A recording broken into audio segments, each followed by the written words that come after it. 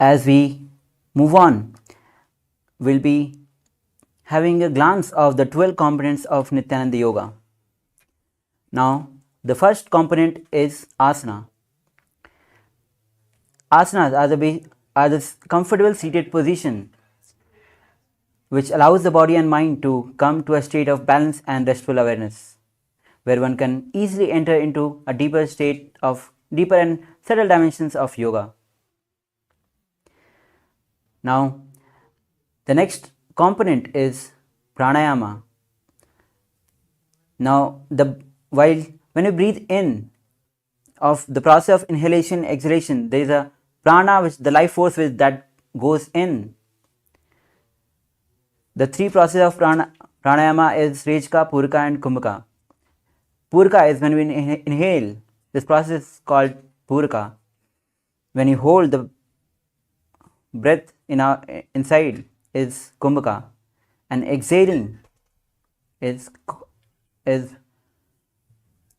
Rejka. Now, the next component is mudra. Mudra refers to the positioning of limbs, fingers, even the tongues in certain way to seal the prana into our body. It's a way of aligning to the cosmos. The next component is bandhas. Now, bandhas are the internal awakening of the Kundalini Shakti. It is a Sanskrit word which it is the active contraction of active maintenance of a state of contraction and pressure in the body. Without bandhas, energy tend to leak out and tend to be blocked, dissipate out due to our various lifestyles. Now, bandhas act as a bridge between the disconnected areas of the energy circuits. This is the reason while pumping and realigning of the prana, the vital life energy and the Kundalini Shakti brings tremendous healing and balance to the physical and emotional and neurological system. The next component is Karna. Now, in Natya Shastra describes the movements of hands, feet as a karna as a sacred dance. Performing karna puts you in a state of high awareness of your body, engaging multiple body parts at the same time. The next component is visualization. In the science of yoga, context and intentions are everything. Why we bend our body matters. For whatever intention we move the body, that experience will be delivered to us. That's why in KAILASA's Nithyananda Yoga, we maintain the space of yoga as a ritual, as a direct connection between Paramashiva and us. The next component is japa, the internal chanting of mantra with the visualization of it rotating around the throat in a circular way, allowing the yogi to feel the mild vibration of that mantra. While chanting, we wear an energized Rudraksha bead exactly on the Vishuddhi Chakra in the hollow of the throat. This is the place where air is getting converted into sound. If you maintain energized Rudraksha, constantly every word coming out will have the quote of that mantra. Now the next component is chanting. Now, mantra is a Sanskrit word that describes a sacred utterance of sound, a syllable, even a single word or a group of words. Mantra has a spiritual power with need to be initiated into mantra. Here, in every disciple of the supreme point of Hinduism gets initiated into Mahavakya. Now, the next component is weights. To intensify the practice of Dviti Vinyasa Krama, weights are implemented. Now the next component is mandalas. As you can see behind, as a Sri Yantra, behind which now yantras are the diagram which is a deity into which a deity can be invited by living corresponding mantra. Mantras represents the cosmos, and the human body is analogous to the cosmos. Now the next component is abharna. Now the sacred jewelry Rudraksha mala that we wear is abharna. It's a traditional abharna worn given by the Paramashiva, and while performing the Dvitiya Vinyasa Krama, the manifestation of basically the Rudraksha came from the teardrops of Paramashiva. Now the next component is Aushadha. Now we'll be using 3 Aushadhas: Bhasma, which we'll be applying on the 16 places, Kumkum on the 3rd eye, and turmeric on the temples. Now, as we have completed the 12 components, now we'll be starting our sequence of 308 asana sequence. So now as we get started, the first asana is Sukhasana. As we sit in a cross-legged position with head and spine in a straight line, bring both the hands in index finger and thumb finger together, place it on the respective knees. Visualize Lord Shiva in your space.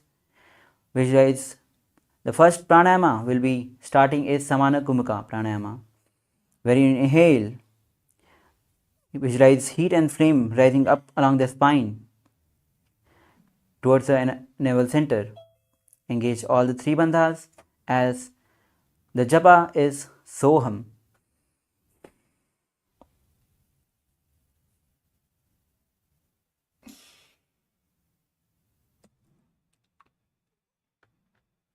तत्सुखासनमित्युक्तम् अशक्तस्तत्समाचरेत् आसनं विजितं येन जितं तेन जगत्त्रयम्.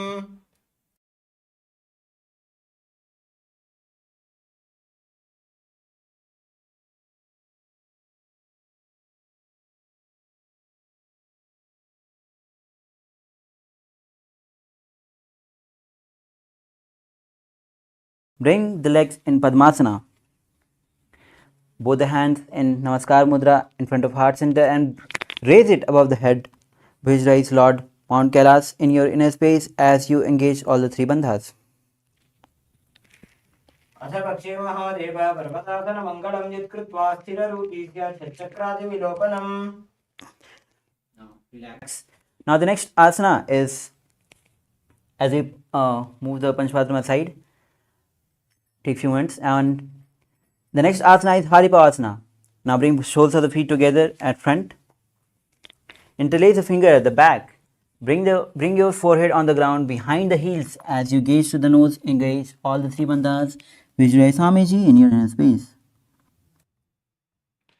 पूर्व विधियाहु में जानो उभय भगतली संपुटठानो पिष्टपछेदो भूकरल्यावो दक्षिण करसो वाम गहावो. Inhale, rise up.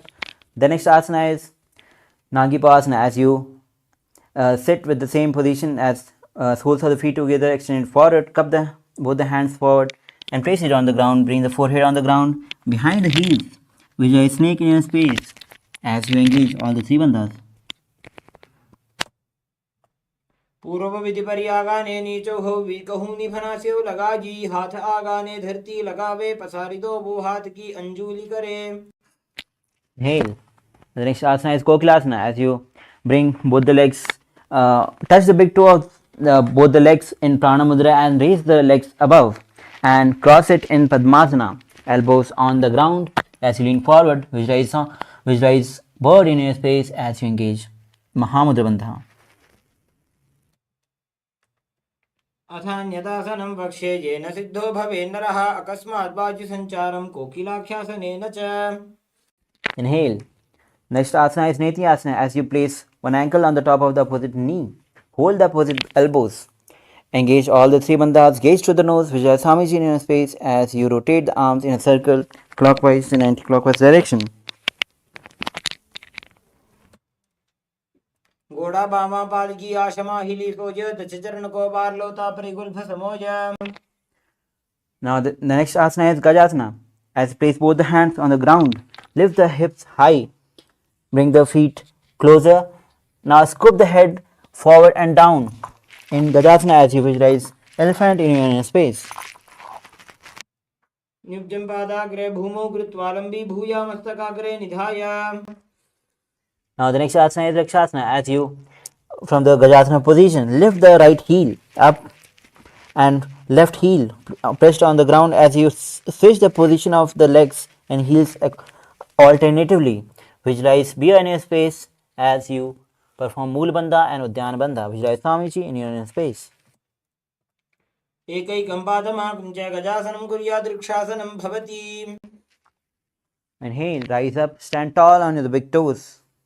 The next asana is Vaisyasana as we bring both the hands, index, middle and ring finger at the heart center. Now perform Mool Bandha and Udyan Bandha as you visualize Swamiji in your inner space. केशेन पादयुगलं बद्ध्वा तिष्ठेत अधोमुखः अथवा ईशावक्षे यत्कृत्वा सत्यवान् भवेत्. Now lower the heels down. Now bring the legs in Aramandi, which is heels together, toes wide apart at 45-degree. Bend the knees. Now bring both the hands at the heart center, elbows parallel to the ground. Now we'll be simultaneously moving the legs and hand across the body on one side, then repeating on the other side. Switching the position again and again on both the sides. This is Urdhva which involves the movement of fingers as well. Now relax. The next asana is Balalingasana. As we stand on the left leg, bring the right knee to the chest, hands in Sarva Shankari Mudra, interlaced inside out. Engage all the three bandhas as you visualize yourself caressing a baby. एकं जानुरसि आलिङ्ग्य स्थातव्यं बाललिङ्गनं भवति. The next asana is Padpinasana. As you bring the right leg at the back of the buttocks, holding it with both the hand, head and spine in a straight line. Engage all the three bandhas. Visualize Swamiji in your inner space. एकं जानुरसि आलिङ्ग्य स्थातव्यं बाललिङ्गनं भवति. The next asana is Natarajasana. As you hold the right feet with the right hand and pull it, kick and back, and leaning forward, left hand in Bindu Mudra. Visualize Lord Nataraja in your space as you perform engage Mool Bandha, and the japa is Soham. उत्तानपादं क्रौञ्चं च मरीचिं वीरभद्रकं नटराजं त्रिकोणं च सुप्ताङ्गुष्ठप्रसारणे. Now relax. The next asana is Balalingasana. As we stand on the right leg, bring the left knee and hands, hold it with the interlaced hand in Sarva Shankari Mudra. Visualize you are catching a baby as you engage all the three bandhas. एकं जानुरसि आलिङ्ग्य स्थातव्यं बाललिङ्गनं भवति. The next asana is Padpidhanasana. As you bring the left leg back of the buttocks, holding it with both the hands, head and spine in a straight line. Engage all the three bandhas as you visualize Swamiji in your inner space. स्थित्वैकस्मिन् पादतले कराभ्यां वेष्टयेत्तनुम्. Now the next asana is Natarajasana. As you stand on the right leg, bring the left leg back, kick and pull, leaning forward with right hand in Bandhu Mudra. Visualize Lord Nataraja in your inner space. उत्तानपादं क्रौञ्चं च मरीचिं वीरभद्रकं नटराजं त्रिकोणं च सुप्ताङ्गुष्ठप्रसारणे. Now the next karna is Ardharichita karna. As you stand again in Aramandi. Now bring the right leg with toes tucked at back of the left leg. Heels up. Bring the left hand at the heart center. Swing the left hand like a pendulum on one side 3 times. Now exchange the position of the legs and a hand. Swing the left hand like a pendulum on the other side. Now relax. The next is skeleton dance. As you visualize yourself as pure bones and start shaking the whole body. Your legs and heads. Shake the body without any following any particular movement all across the mat. Now relax. Now as you bring your legs in Paramashivoham position, bring the hands at the back, palms facing backward. Now twist on one side with hip and hands opening and rotate on the other side and alternately switch the position on both the sides. This is Katicana Karna. Now relax. Now the next asana is Tadasana. As you stand tall again on the big toe, bring both the hands above the head, palms facing each other as you visualize palm tree in your space engaging all the three bandhas. The japa is Shivoham. Mahamudra Kono Tadasana Vibhedakan. Now lower the heels on the ground. Next asana is Uttanasana. As you stand on the legs, bring both the hands down, bending forward. Head to the nose, as in head to the knees as you engage all the three bandhas. Visualize Swamiji in your inner space. Mahamudra Kono Tadasana Vibhedakan Vinotanam Sata Kuryad Antarvatni Patipriya. Now bring the body in the plank position. Now the next asana is Tarakshasana. As you tuck the chin in Jalanda Bandha and rotate the head from left to right again and again. Visualize Swamiji in your inner space. Gajasanavastitva Mastakam Varam Varam Dakshina Kokshim Savya Kokshim Najet. Now lower your body down. The next asana is Bhujangasana. Place both the hands high over the chest as you lift the chest up with lower back, with the strength of lower back as you visualize Cobra in your space. Perform Bhujangni Mudra as you open the mouth wide and inhale through the hollow of the mouth. Gajasanavastitva Mastakam Varam Varam Dakshina Kokshim Savya Kokshim Najet. Now bring the body again in plank position. The next asana is Tasasana. Now as you bring the right knee to the chest and alternatively bring the left and repeat this, switching the position of the legs again and again on both the sides. Visualize Swamiji in your inner space. Gajasana Samsito Janu Dvaima Kunche Varam Varam Kartavyam Shashasanam Bhavati.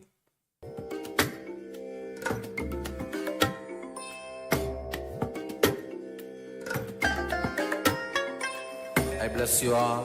Let you all open all your three eyes and manifest the powers of Mahasadashiva. Om Nithyananda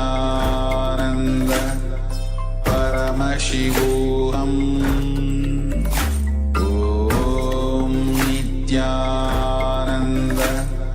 Paramashivoham. Om Nithyananda Paramashivoham. Om Nithyananda Paramashivoham. Om Nithyananda Paramashivoham. Om Nithyananda Paramashivoham. Om Nithyananda Paramashivoham.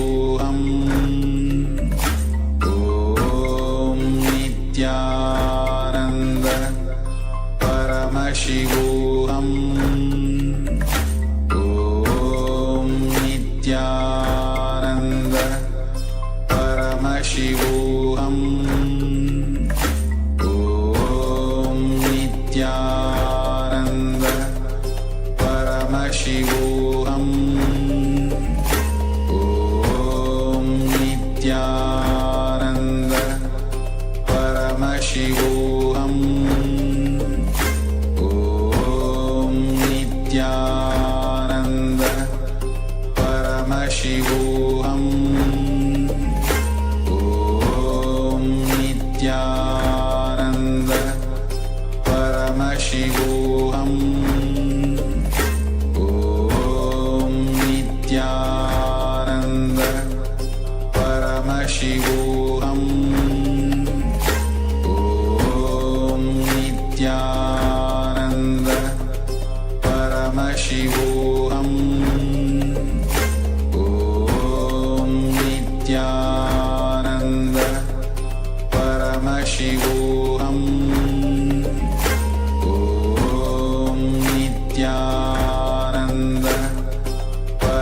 Paramashivoham. Om Nithyananda Paramashivoham. Om Nithyananda Paramashivoham. Om Nithyananda Paramashivoham. Om Nithyananda Paramashivoham. Om Nithyananda Paramashivoham. Om Nithyananda Paramashivoham. Om Nithyananda Paramashivoham. Om Nithyananda Paramashivoham. Om Nithyananda Paramashivoham. Om Nithyananda Paramashivoham. Om Nithyananda Paramashivoham. Om Nithyananda Paramashivoham. Om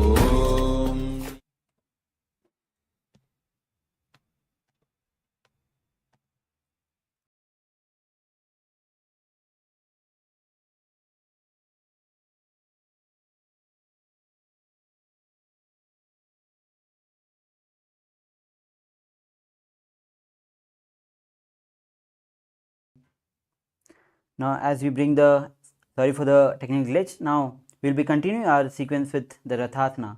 Now, as we bring body in the plank position, now bring one right leg between the hands and jump and bring the left leg, alternatively shifting the position of the legs, both the sides, visualize chariot in a space. गजासन संस्थितो एकैकं पादं पुरोमार्गेण भ्रामयित्वा कर्तव्यं रथासनं भवति. Now stand with next asana is Virabhadrasana. As we stand, bring the right leg forward, toes facing front, left leg back, feet facing outward. As you bend the right knee at 90 degree, bring both the hands above the head, palms facing each other, gaze to the nose. Visualize Lord Virabhadra in your space as you engage Mool Bandha and Udhyana Bandha. वासिष्ठमथ कौण्डिन्यम् ऊर्ध्वकुक्कुटमेव च अष्टावक्रमथोत्थानं मयूरं सेतुबन्धनम्. Now we will be repeating Virabhadrasana on the other side as we switch the position of the legs. Now bring the left leg front, bending it at 90 degree, hands above the heads. Now gaze to the third eye, engage Mool Bandha, Udhyana Bandha as you visualize Lord Virabhadra in your inner space. वासिष्ठमथ कौण्डिन्यम् ऊर्ध्वकुक्कुटमेव च अष्टावक्रमथोत्थानं मयूरं सेतुबन्धनम्. Now, as you stand tall, the next asana is Vrikshasana. With standing on the left leg, bring the right leg on the inner thigh of the left leg. Now bring both the hands in Namaskar Mudra in front of heart center. Visualize yourself as a tree as you engage Mool Bandha and Udhyana Bandha. वामोरुमूलदेशे च जाम्यं पादं निधायतो तिष्ठेत् वृक्षवद्भूमौ वृक्षासनमिदं विदुः. Asana, as you bring the right leg on the opposite hip, hands on the heart center in Namaskar Mudra, visualize Lord Garva in your space. गरुडासनमावक्षे येन ध्यानं स्थिरं भवेत् सर्वदोषाद् विनिर्मुक्तो भवति यः महाबली. Now, standing on the right leg, bring the left feet on the inner thigh of the right. Bring both the hands in the heart center and raise it above the head. Visualize yourself as tree as you engage Mool Bandha and Udhyana Bandha. वामोरुमूलदेशे च जाम्यं पादं निधायतो तिष्ठेत् वृक्षवद्भूमौ वृक्षासनमिदं विदुः. Now the next asana is Garudasana, as you bring the left feet on the opposite thigh, hands at the heart center in Namaskar Mudra. Visualize yourself as Lord Garuda as you engage Mulabandha. गरुडासनमावक्ष्ये येन ध्यानं स्थिरं भवेत् सर्वदोषात् विनिर्मुक्तो भवति यः महाबली. Now relax. Now the next asana is Trikonasana. Bring the right leg at front, toes facing forward. Now left leg at back, feet facing outward, sideways. Bring both the hands parallel to the ground, lean forward and down. Left hand towards the sky, gaze as you visualize triangle in your inner space. उत्तानपादं क्रौञ्चं च मरीचिं वीरभद्रकं नटराजं त्रिकोणं च सुप्ताङ्गुष्ठप्रसारणे. Inhale. Now exchange the position of the legs as you bring left leg forward, right leg back. Bring hands parallel to the ground as you lean forward and down. Right hand towards the sky as you visualize triangle in your space.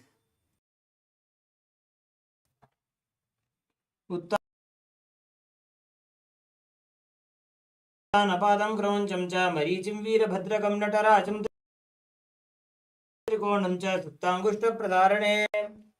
Inhale, rise up. The next Karana is Nikutaka Karana. As you stand in Aramandi, heels together, toes out, feet out at 45 degree, knees bend.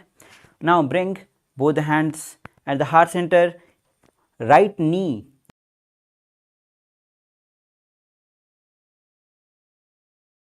right heel up. Now both the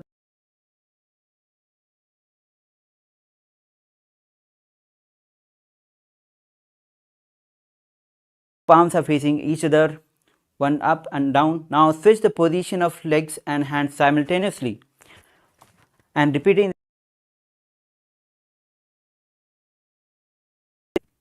The next asana is Angushthasana. As you sit with toes tucked, perineum on the heels, bring the knees together, palms together at heart center in Namaskar Mudra. The japa is Sadashivoham. Visualize Swamiji in space as you perform Bhramari Pranayama, which is inhaling like a male bee and exhaling like a female bee. कबन्धासनमित्याहुः गोरक्षासनमेव च अङ्गुष्ठमुष्टिकं ज्ञेयं ब्रह्मप्रासादितं तथा. Now inhale.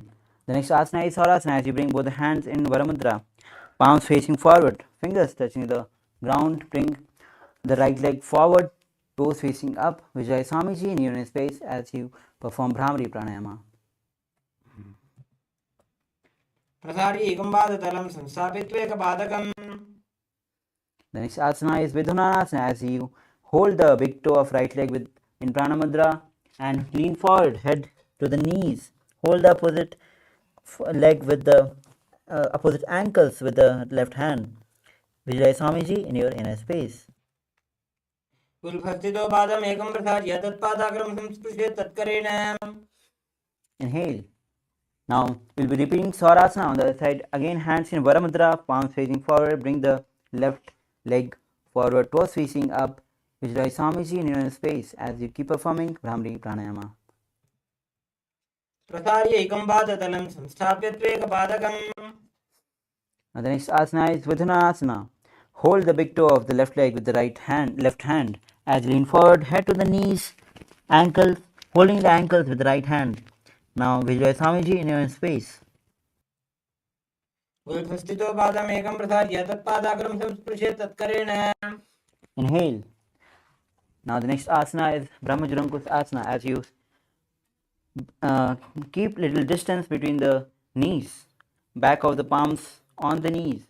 Gaze to the ground as you perform Mulabandha and Jalandhabandha. Visualize Swamiji in your inner space. दो भूफणा पाणी होए वैसे एड़ी दो गुदानी वैसे. Next asana is Kapilasana, as you drop the knees on the ground wide apart. Now place both the hands on the respective knees. Engage Mulabandha, Udyanabandha. Gaze to the nose as you visualize Sage Kapila in your inner space.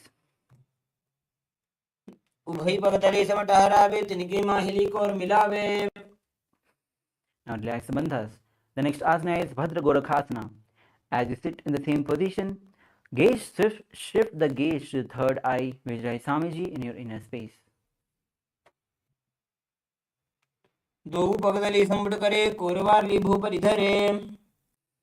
Now the next asana is Surya Asana. Now with the soles of the feet together, knees apart, lift the knees off the ground. Bring both the hands together, knees, little finger and thumbs together,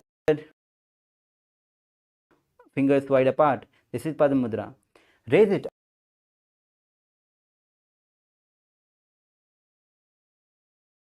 above the head. Gaze through the gap between the hands. Visualize Lord Surya in your space as you keep performing Bhramari Pranayama. एडी दो गुदातरियाने फना पानी बैठक पुनिठाने. Now, as you bring the feet flat at the back, sit on the perineum on the heels, hands on the respective knees. Gaze to the third eye.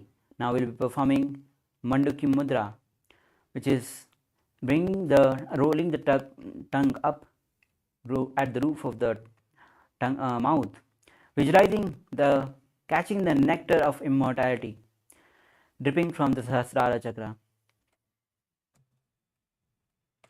पादतलौ पृष्ठदेशे अंगुष्ठे द्वे च संस्पृशे जानुयुग्मं पुरस्कृत्य साधयेत् मण्डूकासनम्. The next asana is Uttana Mandukasana. As you, from the same seated position, bring both the hands at the back of holding the shoulders, gaze to the third eye, visualize frog in your space as you engage Mula Bandha, Uddiyana Bandha and perform Manduki Mudra. Mandukasana मध्यस्थं कुर्पराभ्यां धृतं शिरः. Now relax.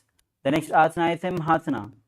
As you cross your ankles at the back, perineum on the heels, place the hands on the respective knees.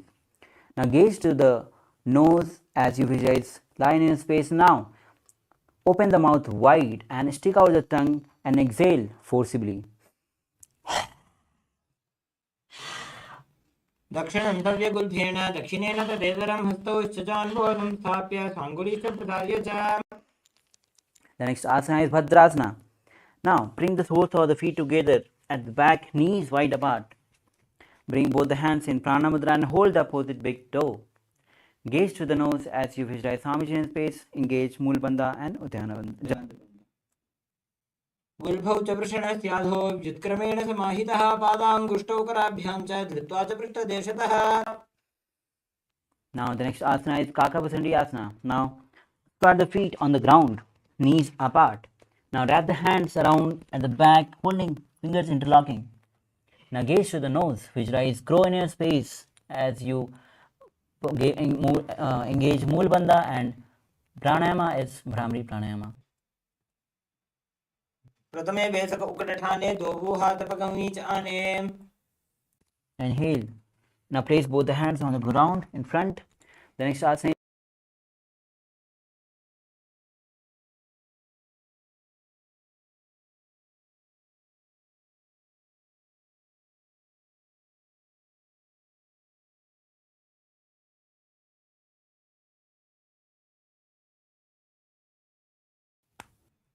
आसन को गुण आशी दुष्टा होई तो आची होई. Now the next asana is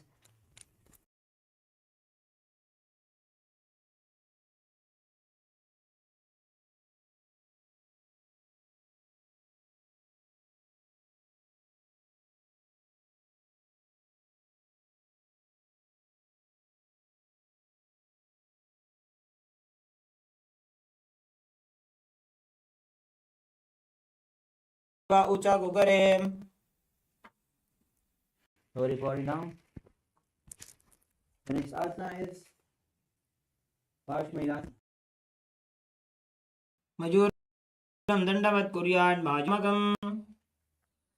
Now relax. Now twist the body on the other side as you place the elbows on the knee and the hip. Lean forward.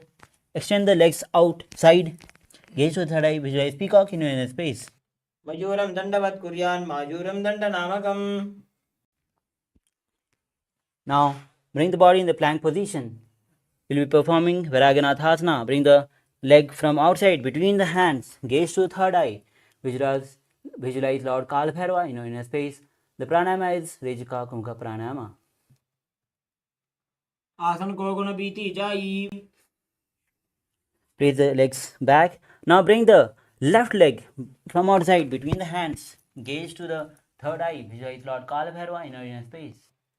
आसन को गुण बीती जाई। The next asana is Unmukh Pithasana. Now, from the plank position, lower the elbows down on the ground, hips high, bring the feet forward, gaze to the third eye as you perform Unmukh Pithasana. भून्यस्थो जानुनि हस्तौ चतुष्पदम वाङ्मुखम्। Now, from the plank position, we'll be performing Vasishthasana, placing the right palm on the ground, palm hand straight, twist on one side, and then raise the left hand above, gazing towards the sky, which says Vasishtha in inner space. ऊर्ध्वकुक्कुटवासिष्ठमरीचहलमत्स्यकं परिवृत्तिं चोदरस्य विविधं धनुरासनम्। Now rotate the body on the other side, performing Vasishthasana on the other side. ऊर्ध्वकुक्कुटवासिष्ठमरीचहलमत्स्यकं परिवृत्तिं चोदरस्य विविधं धनुरासनम्। Now, as you be in the seated position with the legs extended forward, now toes facing upward. Now, as you place both the hands, both the palms under the buttocks with palms facing up, as you engage Mool Bandha and Jalandhar Bandha, gaze to the nose, visualize Lord Hanuman in your inner space. दोबू करके उभय हथेली कोरवारली मैले भेली। Now release Uddiyana Bandha, Jalandhar Bandha. The next asana is Paschimottanasana. With both the hands in Pranamudra, hold the big toe of the respective leg. Lean forward as you bring the head to the knees. Visualize Swamiji in your space. Engage all the three bandhas. जानो परिललाटन्तो पश्चिमं ताण उच्यते येन केन प्रकारेण सुखं धार्यं च जायते। Inhale. Next asana is Ugrasana. As you interlace the fingers at the back, knees little apart. Now, as you lean forward, bring the head to the knees. Visualize Goddess Kali in your space. Engage all the three bandhas. स्वपानिभ्यां दृढं धृत्वा जानो परिशिरोण्यसेत्। Inhale. Rise up. The next asana is Marichi Asana. With both the legs extended forward, bring the right leg heel to the perineum, knees raised to the chest. Wrap the hands around as you lean forward, head to the knees. Visualize Sage Marichi in your inner space. उत्तानपादं क्रोञ्चं च मरीचिं वीरभद्रकं नटराजं त्रिकोणं च सुप्ताङ्गुष्ठप्रसारणे। Inhale, rise up. Now, the next asana is Mahamudrasana. Drop the raised knee to the ground. Gaze to the nose as you lean forward, head to the knees, engage all the three bandhas, holding the left feet with both the hands. In your inner space. महामुद्रां प्रवक्ष्यामि तन्त्रेऽस्मिन् मम वल्लभे। Inhale, rise up now. Bring the right leg forward now. Left leg, heel to the perineum. Knee raised to the chest. Wrap the hands around. Interlace the fingers at the back. Visualize Sage Marichi Asana, Marichi in the inner space as you engage Moola Bandha. And the japa is Mahasadashivoham. उत्तानपादं क्रोञ्चं च मरीचिं वीरभद्रकं नटराजं त्रिकोणं च सुप्ताङ्गुष्ठप्रसारणे। Inhale. Now the next asana is Mahamudrasana. Drop the raised knee onto the ground. Lean forward as you bring the head to the knees, holding the foot with both the hands. Engage Mahamudra Bandha. महामुद्रां प्रवक्ष्यामि तन्त्रेऽस्मिन् मम वल्लभे। Inhale. Now the next asana is Bhadrasana 2. Now bring both soles of the feet together, heels close to the perineum. Interlock the finger, bring it and the toes. Now gaze to the third eye as you visualize Swamiji in your inner space. गुल्फौतवृषणस्यातः सीवन्त्याः पार्श्वयोः क्षिपेत्। The next asana is Gwalipavasana as you extend the legs forward. Now heels apart, toes together, bring both the hands on the respective knees. Engage Mool Bandha and Jalandhar Bandha as you visualize Swamiji in your inner space. Gaze to the nose. पूर्व चरपट चौक कक्षो सोई वाही विधियों कीजे सोई। release the Janda Bandha. Now again sitting with soles of the feet together, bring the feet closer, heels close to the perineum. Now as you hold the soles of the feet and place the elbows on the ground, head on the ground, visualize Yoni Mandala in your inner space. दो पकतले संपट करे एड़ी मेड़ के ढिंग धरे. Inhale, rise up. The next asana is Midakipasana. As we sit with the soles of the feet together, extended forward, toes apart, heels together, both the hands extended sidewise. Now as you bring the forehead on the ground behind the heels, visualize Swamiji in your space performing Midakipasana. पूरब विधि परिपकतली संपुट शोल एड़ी मिली राशे. Inhale, rise up. Again with the soles of the feet together, heels close to perineum. Now bring the heels apart, hands underneath, bend down, lean forward. Now gaze to the nose as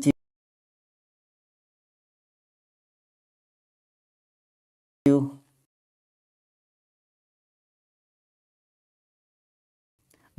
touch the throat to the toes. Siddha Samadhi Asana. दो पकतली संपट करे सोले मेढ़ आका में धरे. Inhale. The next asana is Chinnakipasana. As again you sit with the soles of the feet together, heels close to perineum. Open the feet like a book, elbows on the respective knees, gaze to the nose, visualize Swamiji in your inner space. दो पगागी एड़ी धरती मगिवा मेढ़ लगावे. Inhale. Now Charpat Chaukasana. As you sit with soles of the feet together, heels close to perineum. Place both the hands on the respective knees, pulling the knees onto the ground lightly. Engage Mool Bandha or Dhyan Bandha as you gaze to the third eye, Swamiji in your inner space. दो पकतली संपुट धारे आगा नेकर चारे पसारे. Now release the Udyan Bandha. The next asana is Bhairavasana. As you sit with toes tucked, heels up, bring the knees wide apart onto the ground, hands in Bindu Mudra. Place it on both the knees, respective knees. Gaze to the third eye, engage Mool Bandha, Udyan Bandha, and visualize Lord Kala Bhairava in your inner space. गुल्भौ संपीठ्य चान्योन्यं विक्रमेणोत्थितं शनैः जान्वो पार्श्वगतौ हस्तौ दण्डवद्भैरवासनम्. Inhale and release the legs. Now the next asana is Samanasana. Bring the left heel close to the perineum. Right leg, bring it to the chest, holding it with both the hands. Gaze to the third eye as you visualize Swamiji in your inner space. समानासनमावक्ष्ये सिद्धमन्त्रादिसाधनात्. Now bring the raised knee on the top of the shoulders. Now raise the other leg forward. Gaze to the third eye. Visualize Swamiji in your inner space as you perform Apanasana. केवलं पादमेकञ्च स्कन्धे चारोऽपि यत्ततः. Then lower the legs down. The next asana is Samanasana on the other side. As you bring the left heel close to the perineum, lift the left feet towards the chest. Gaze to the third eye. Visualize Swamiji in your inner space. समानासनमावक्ष्ये सिद्धमन्त्रादिसाधनात्. Now bring the left leg on the top of the shoulder. Raise the right leg forward. Gaze to the third eye. Visualize Swamiji in your inner space. केवलं पादमेकञ्च स्कन्धे चारोऽपि यत्ततः. Lower the legs down. The next asana is Gomukhasana. Place the left leg on the ground, right leg on the top. Now interlace the fingers. Place it on the top knee. Gaze to the nose. Visualize cow in your space. The new pranayama is Kari pranayama. The japa is Om Nithyanandoham. सव्ये दक्षिणगुल्भं तु पृष्ठपार्श्वे नियोजयेत्. The next asana is Anushasana. Seated same as in Gomukhasana. Bring both the hands in Pranamudra. Hold the big toe of the opposite leg. Gaze to the nose. As you engage Mool Bandha, Jalandhar and Mool Udyan Bandha, visualize Rishika Anushya in your inner space. दक्षिण गोड़ नीचे उठाने बाहों के ऊपर आने. Now release the Udyan Bandha. The next asana is Anushasana 2. As you interlace the fingers at the back, lean forward, gaze to the nose. As you bring the nose to the ground, Visualize Rishikanushya in your inner space. जीमना गोदा की संधि ब्रिडा वागोड़ा की संधि. Inhale, rise up. The next asana is Garudasana as you bring the left heel to the perineum. Right knee, raised heel, feet on the ground. Now, the hands on the respective knees. Gaze to the nose as you visualize Lord Garuda in your space. Keep performing Siddhkari Pranama. डावो पगमोड़ी एडी माहिलो गुलभमूल द्वारनी चाहिए. The next asana is Naradasana. As you sit on the left heel, perineum on the left heel, interlace the fingers at the back. Twist on your right side, elbows on the knees, gaze to the third eye, visualize sage Narada in your inner space. पिष्ट जवाम पगदली केरी भूपरिता ही लगावे फेरी. Now untwist your body.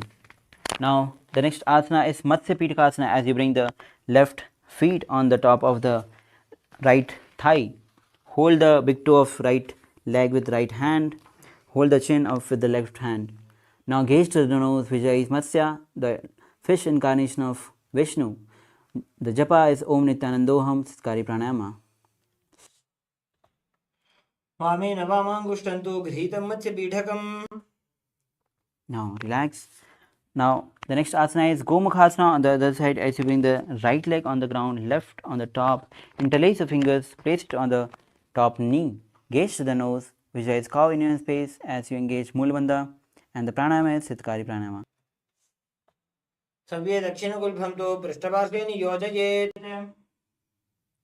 Now the next asana is Anushasana with seated in the same position of Gomukhasana, hands in Pranamudra, hold the big toe of the opposite leg.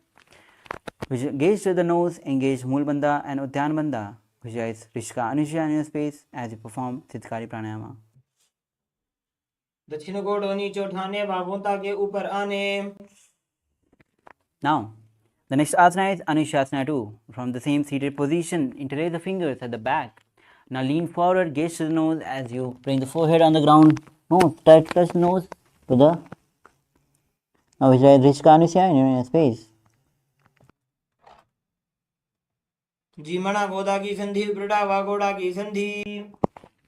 Inhale, rise up.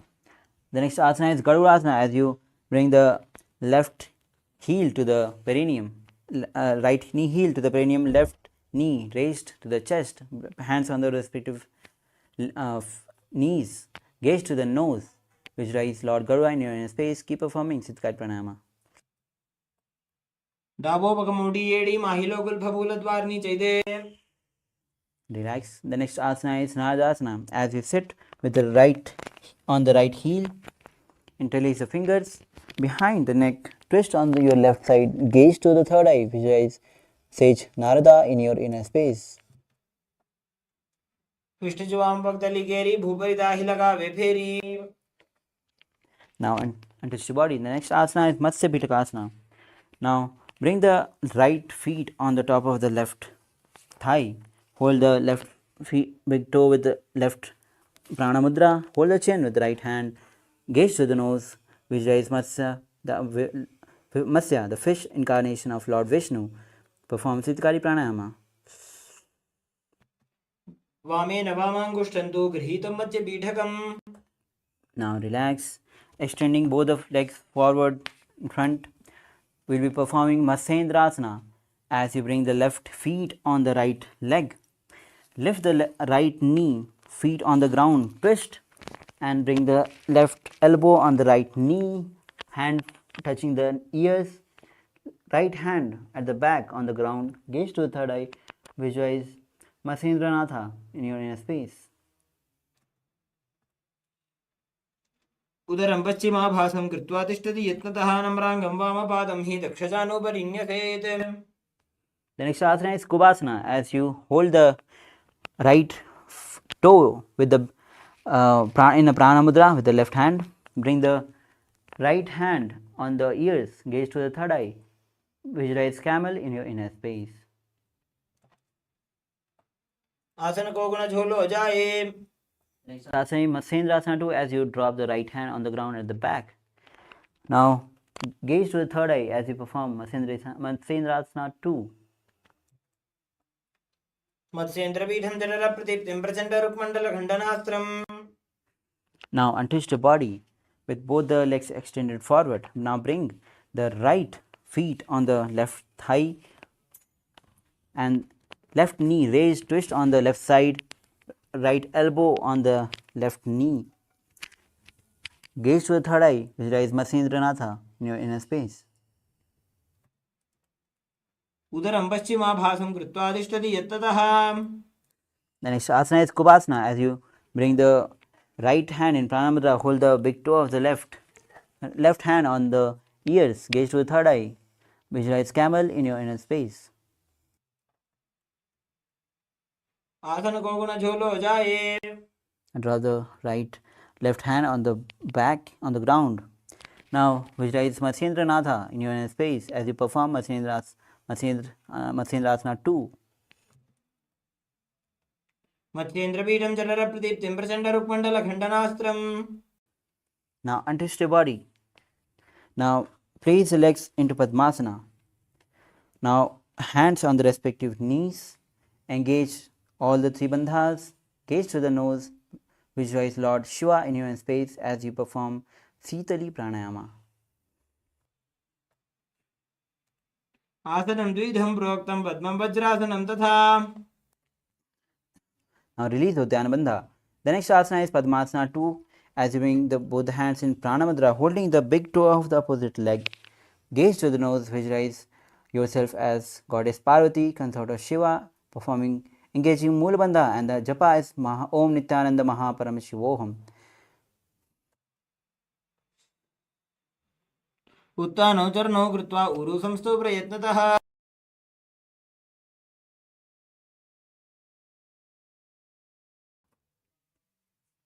Now the next asana is Kukkutasana. As you still be seated in the Padmasana, place both the hands between the thighs and calves, place the palms on the ground, lift the legs off the ground. As you balance the body, visualize rooster in your inner space. The japa is Om Nithyananda Sadashivoham. The pranayama is Sahaja Pranayama. पद्मासनं संस्थाप्य नान्वरोरन्तरे करौ. Now the next asana is Baddha Keki Asana.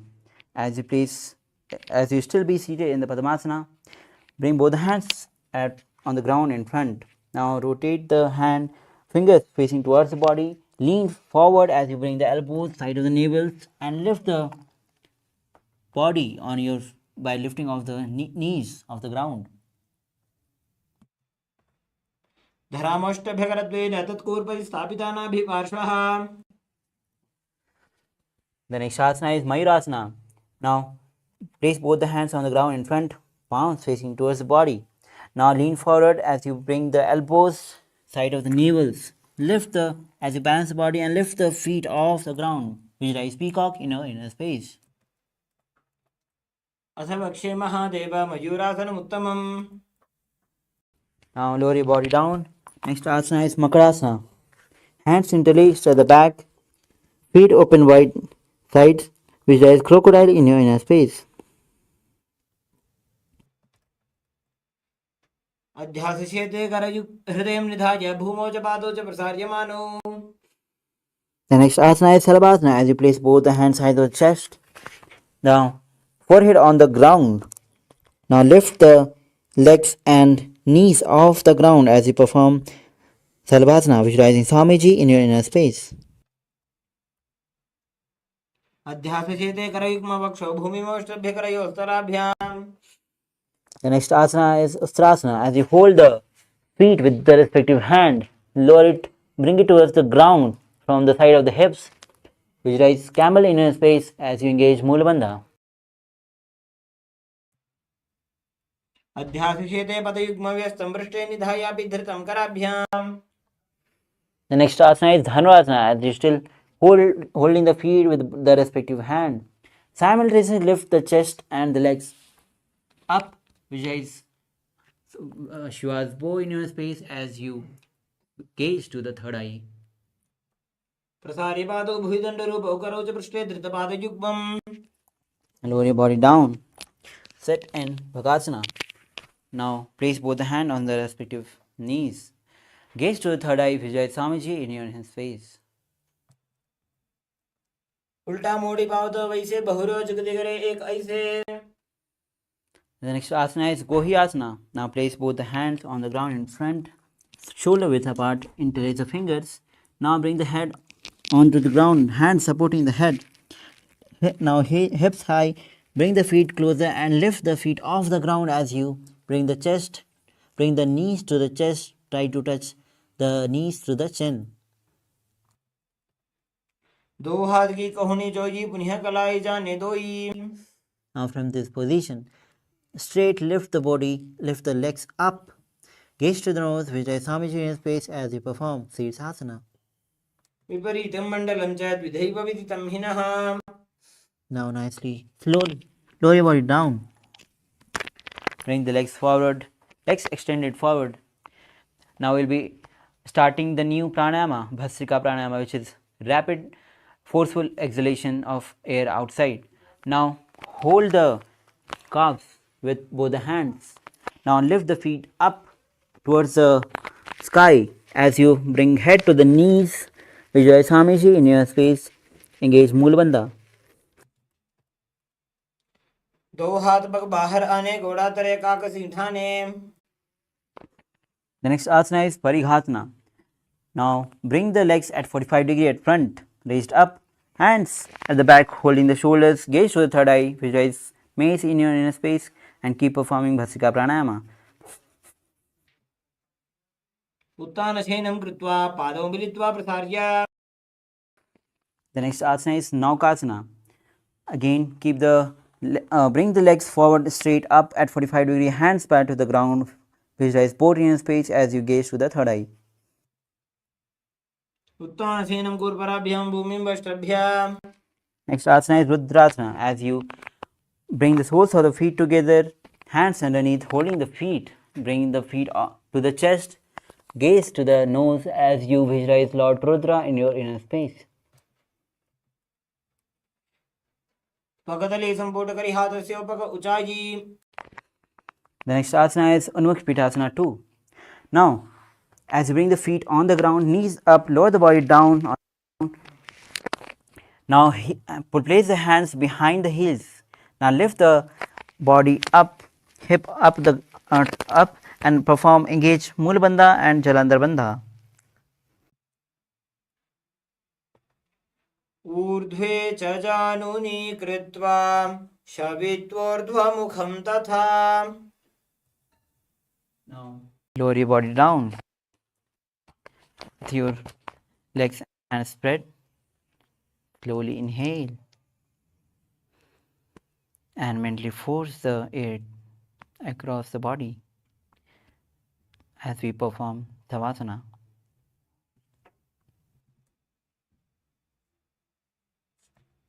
उत्तानं शववद्भूमौ शयनं तु शवासनं. शवासनं श्रान्तिहरं चित्तविश्रान्तिकारणम्.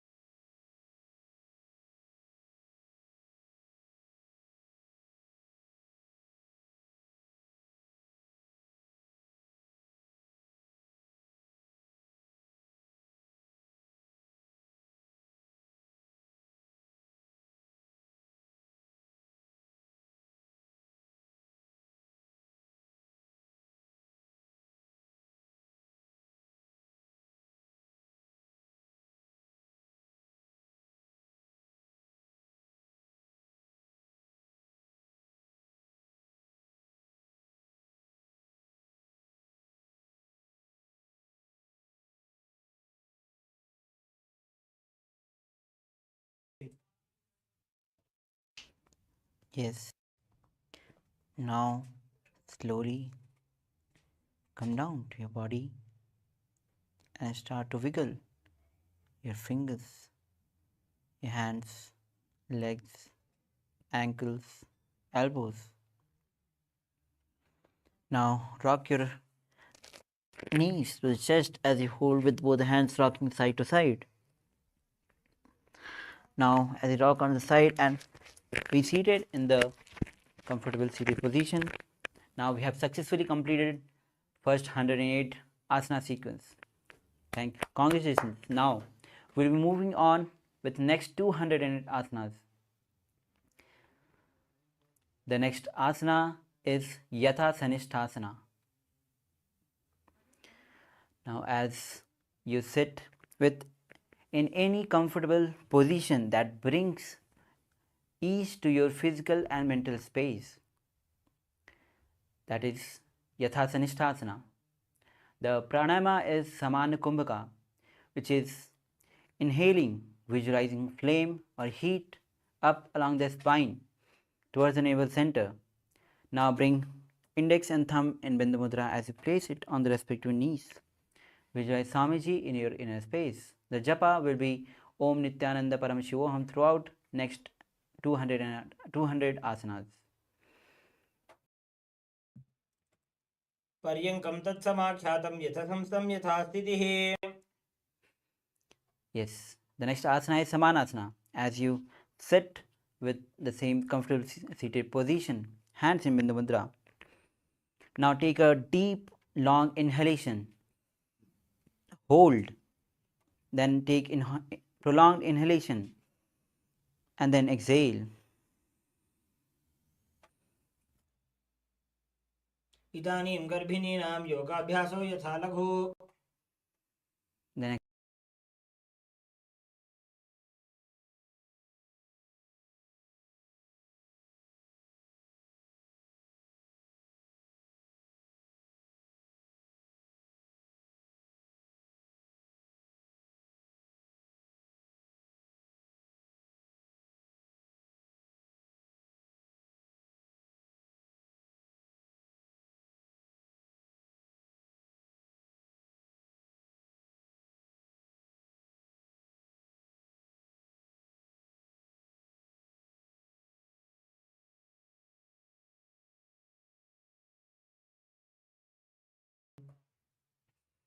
yes, the next asana is Muktasana. As you bring the left foot against the genital and right foot on the top of the left. Now place the hands facing downward on the knees. Gaze to the nose, visualize Swamiji in space. Visualize yourself as a sage liberated by the SPH. निबीड्य सीविनीं सूक्ष्मां दक्षिणेतरगुल्फतः. The next asana is Siddhasana. Now maintain the same seated position as Muktasana. Switch the gaze to the third eye. Visualize Swamiji in your inner space. स्थानुसन्मिमितेन्द्रियो चलदृशा पश्यन् भ्रुवोरन्तरं चैतन्मोक्षकपातभेदजनकं सिद्धासनं प्रोच्यते. The next asana is Siddhyasana. Maintaining the same position as Siddhasana. Switch the gaze to the nose and gaze in the front on the ground. Now engage Mahamudra Bandha. Visualize Swamiji in your inner space. वामपादके इडीजानो सीवनिमतिता सुकोठानो. Inhale. The next asana is Rudrasana 2. Now keep the legs in the same position as Siddhasana. The next asana, as you place both the legs in the same position as Siddhyasana, rotate the hands on the top of the knees in Bindu Mudra. Gaze. Switch the gaze to the third eye. Visualize yourself as Lord Rudra, the fierce dimension of Shiva.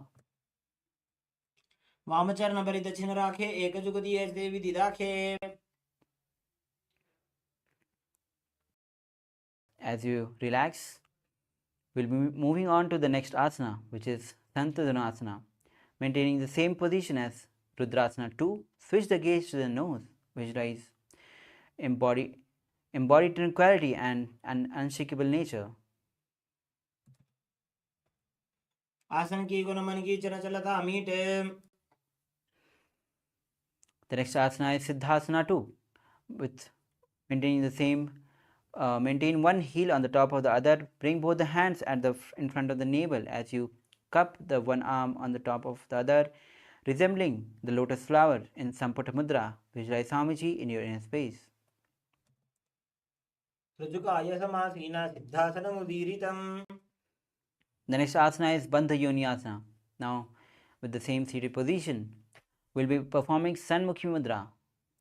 Now, bring the little finger below the lower lip, ring finger above, index finger closing the nostril.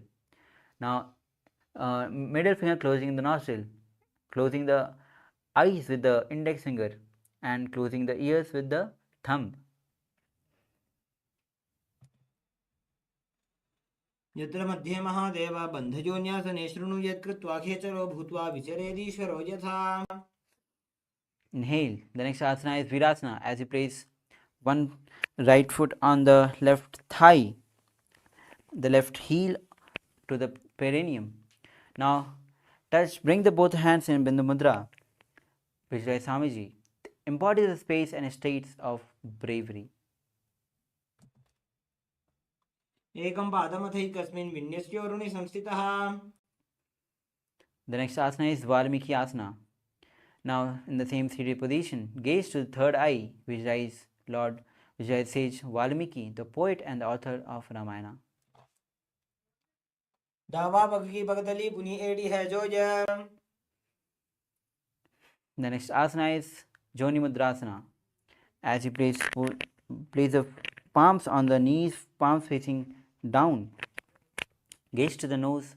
Visualize Yoni Mandala in your space, representing the goddess Devi and Shakti, symbol of creative energy of the universe. वामपाद की पगदली जाहि माहिली core. The next asana is Yoni Asana. As you be seated in the same position, switch the gaze to the third eye and visualize Yoni Mandala in your inner space. योन्यासनं पर्वतेन योगं योगफले नीलं तत्कालफललं तावत् खेचरो यावदेव।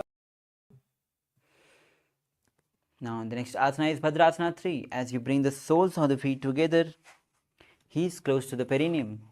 Hold the feet with both the hands.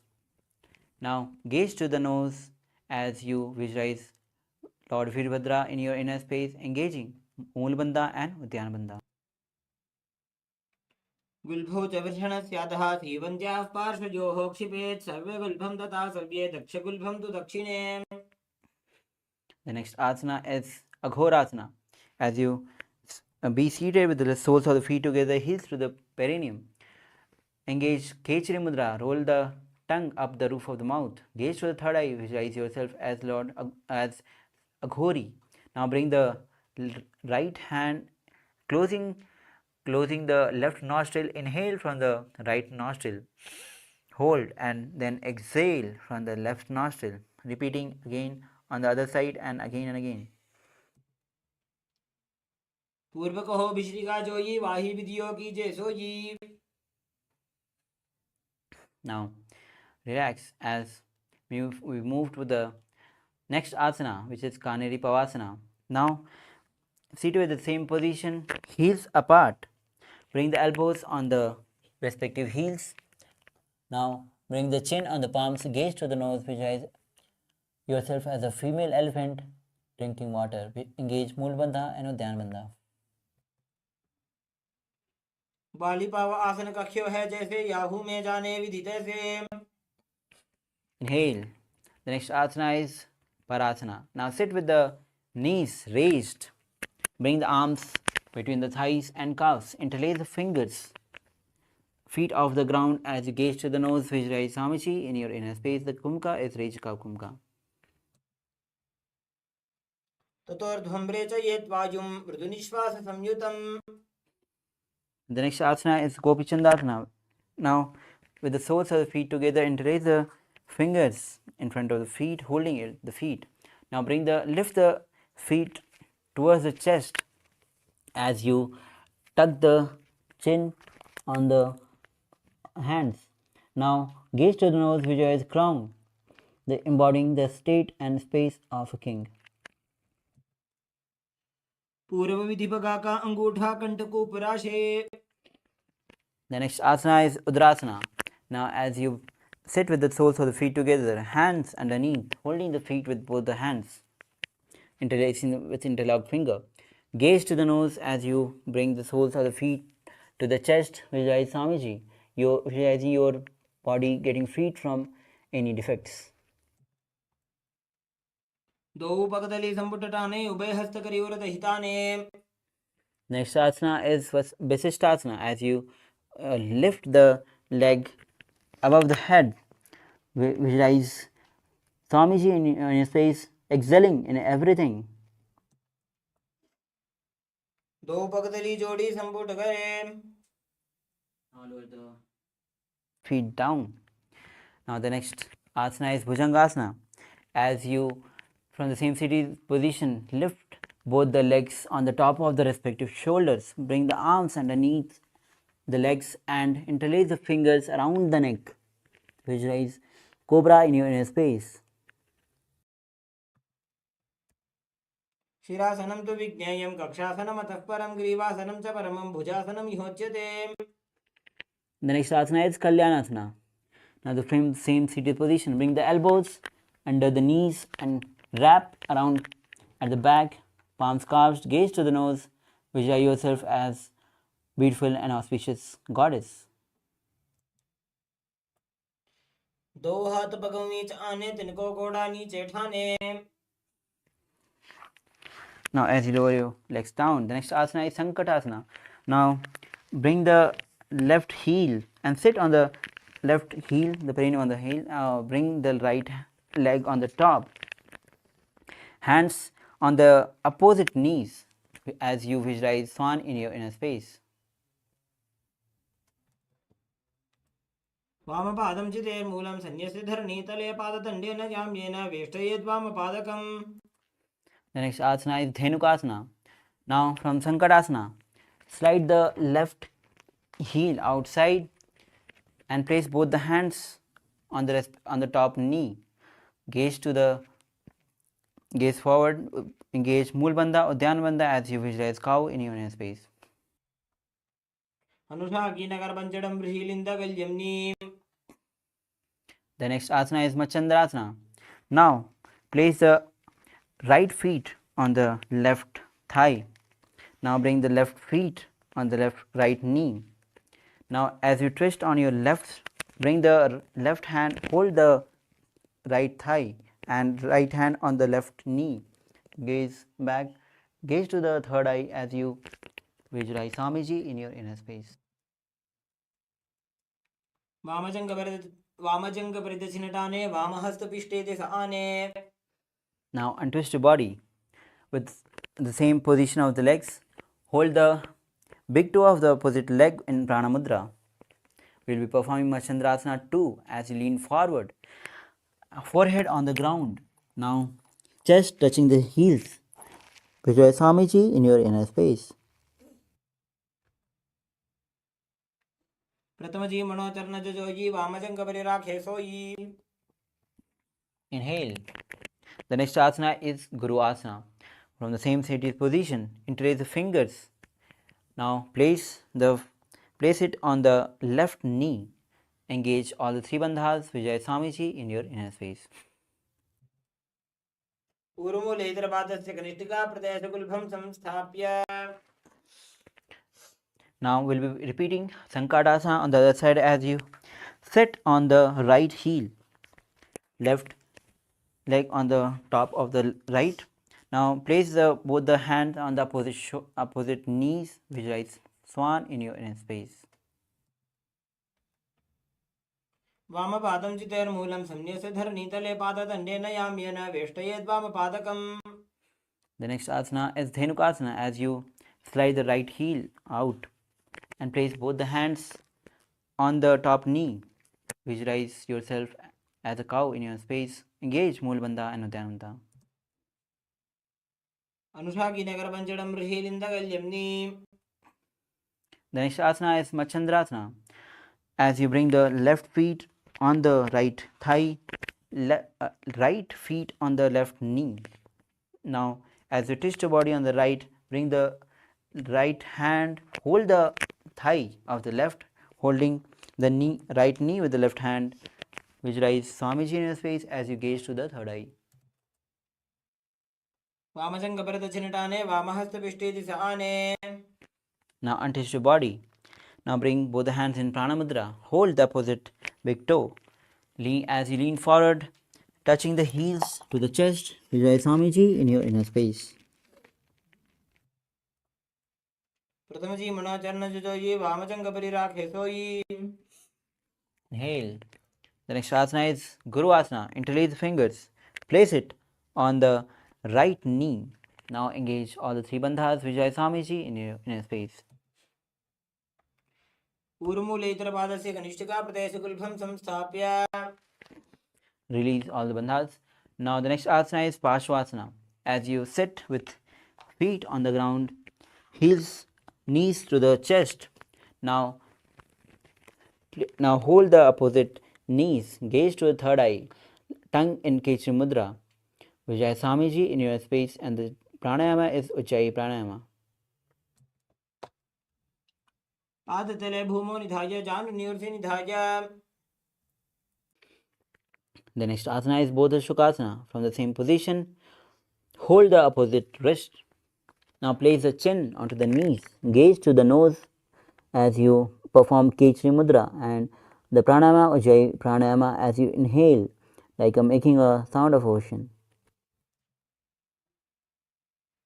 दो पगदली भूपरि धरे korma हिलिए सेकरे. The next asana is Kurakatasana. From the same seated position. Now bring the arms under the knees and hold the opposite elbows. Now bring the feet closer, gaze to the nose, Vijay Swamiji in space as you engage Moolabandha. दो हाथ पग बाहर लियावे गोड़ा नीचे ले टहरावे. The next asana is Sumati Asana. From the same seated position. Now bring the right foot over the left, toes facing upward, gaze to the nose, visualize great sage Sumati in your inner space. मूलद्वारी धरती परिठाने डावा पग परित शब्द आने.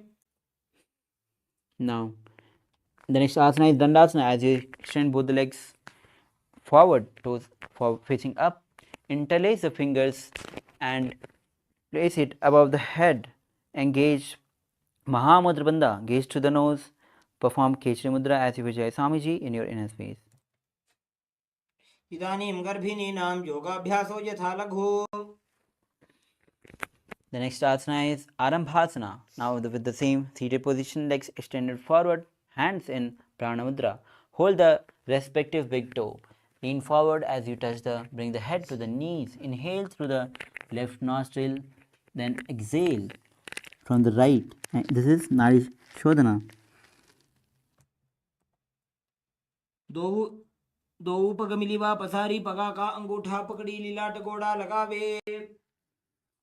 Inhale and rise up. The next asana is Vidokasana.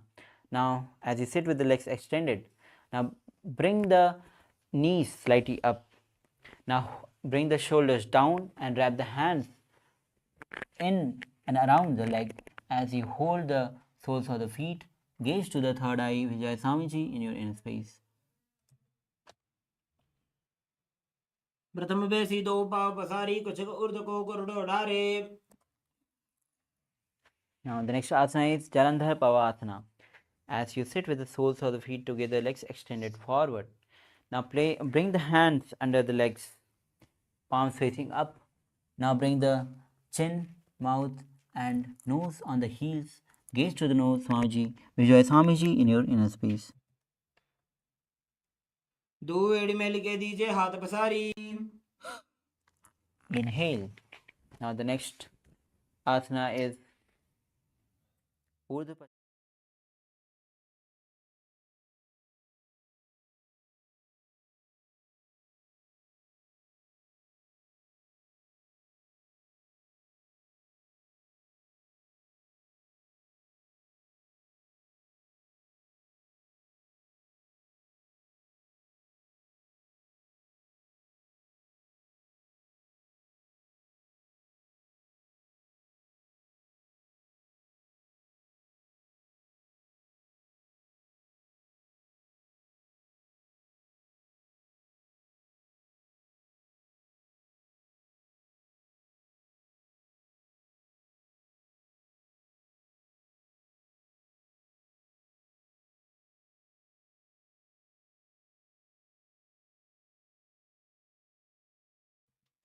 Sit and extend both the legs out, lifting one foot behind the neck, and lean forward and down as in Paschimottanasana.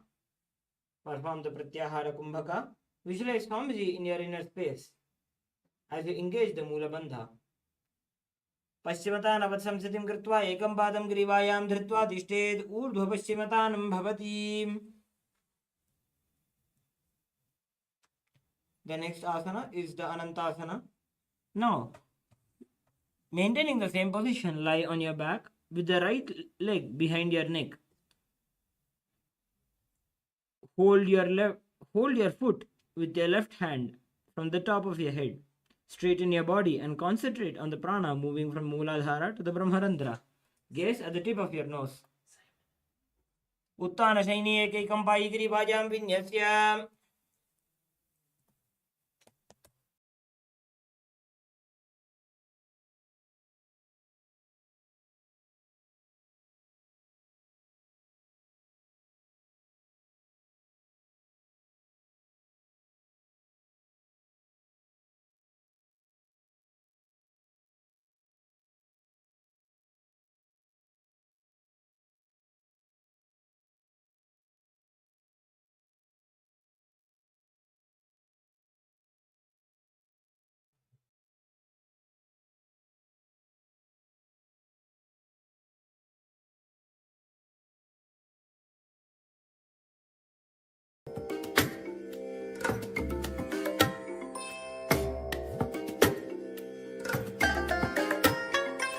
I bless you all.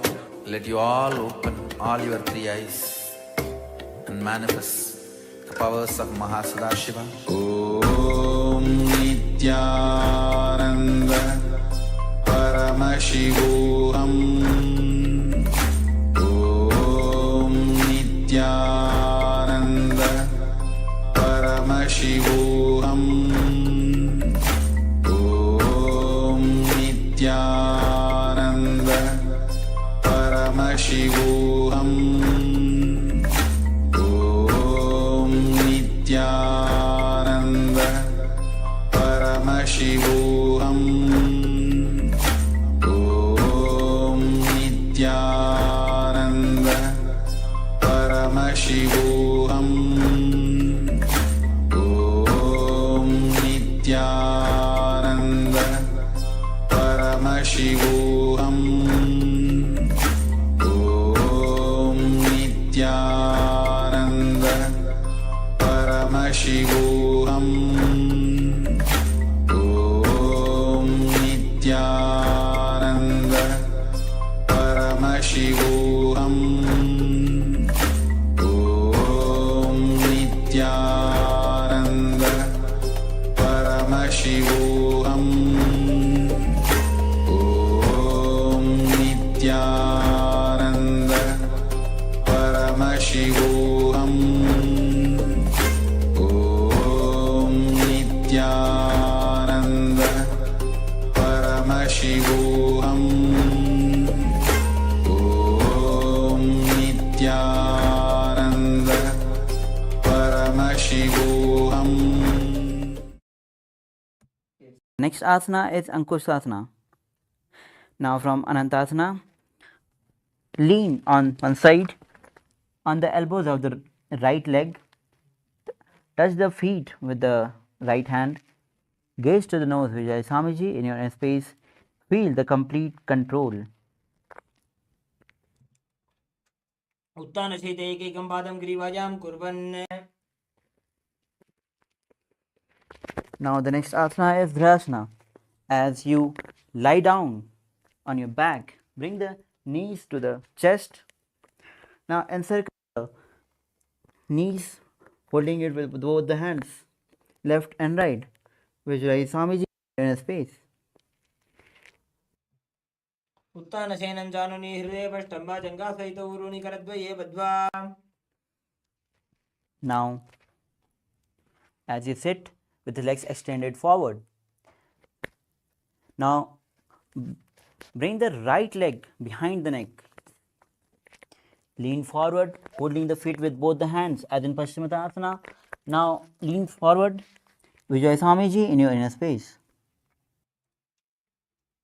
पश्चिमतानवत्संस्थितिं कृत्वा ग्रीवायां पादं धृत्वा तिष्ठेत्. Now inhale. The next asana is Anantasana.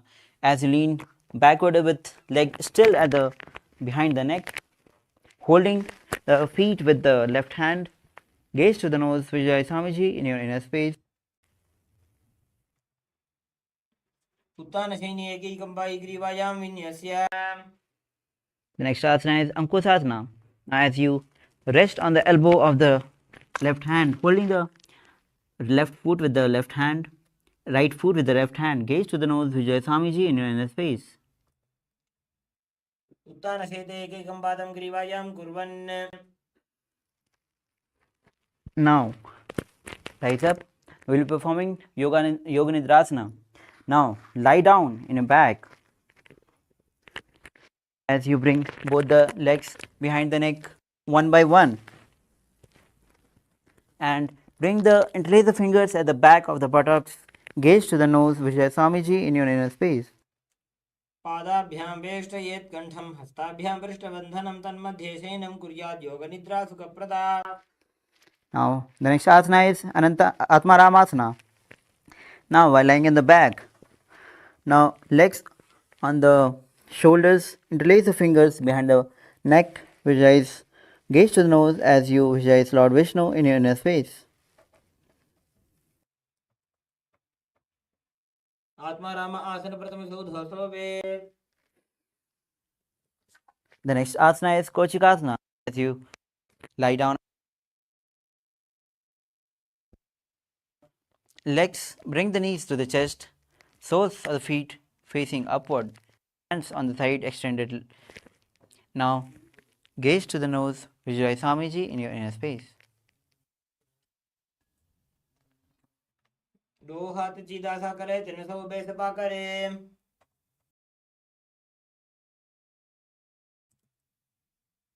Now, how can we do this? Yoga sannyasa can get up and come out, and Vishwaka can walk in and go.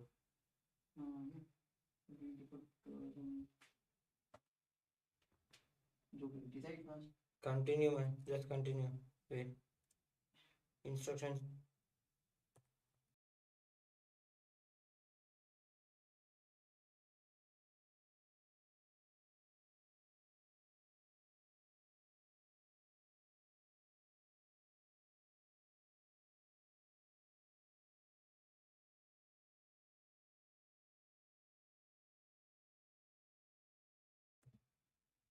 The next asana is the Jatara Parivriti. This asana consists of 3 steps. We are going to perform all 3 steps on one side and then on the other.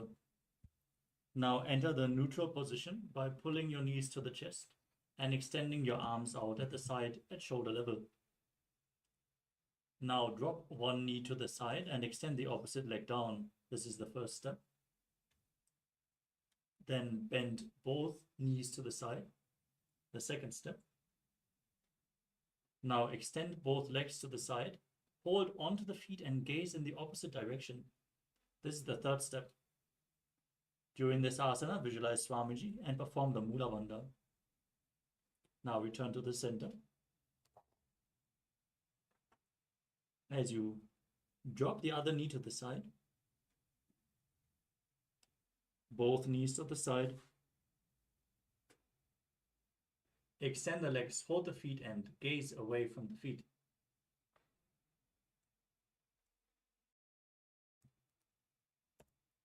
परिवृत्ति कुक्ष भागे त्रिदाहि परिकीर्तितः बद्धकोणं सुप्तकोणम् ऊर्ध्वकोणम् अथापि च.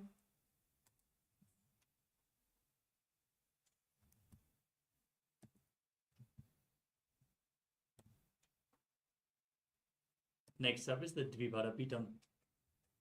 Now lay on your back with the feet flat on the mat and the knees raised. As you hold on to your ankles, push your hips up and gaze to the tip of the nose as you lock your throat in Jalandhara Bandha, performing Murcha Kumbhaka, and visualize yourself as sturdy as a bridge. प्रतिक्रियायुतं द्वन्द्वपीठे सर्वबलप्रदम्. Next up is Paryankasana. Now, with the feet flat, knees raised, bring your hands over top of your shoulders Place them on the mat with the fingers pointing towards your feet as you raise your entire body up off the mat and visualize yourself as sturdy as stone furniture, breathing in Sahaja Kumbhaka in Paryankasana. उत्तानस्य नमस्ततलाभ्यां भूमिं वष्ट्रभ्य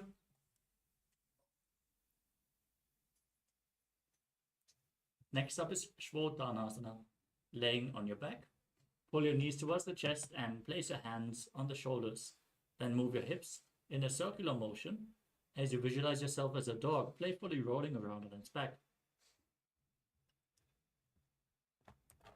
शवच्छरीरं संस्थाप्य जानुनी सम्मील्य नाभुवानि च.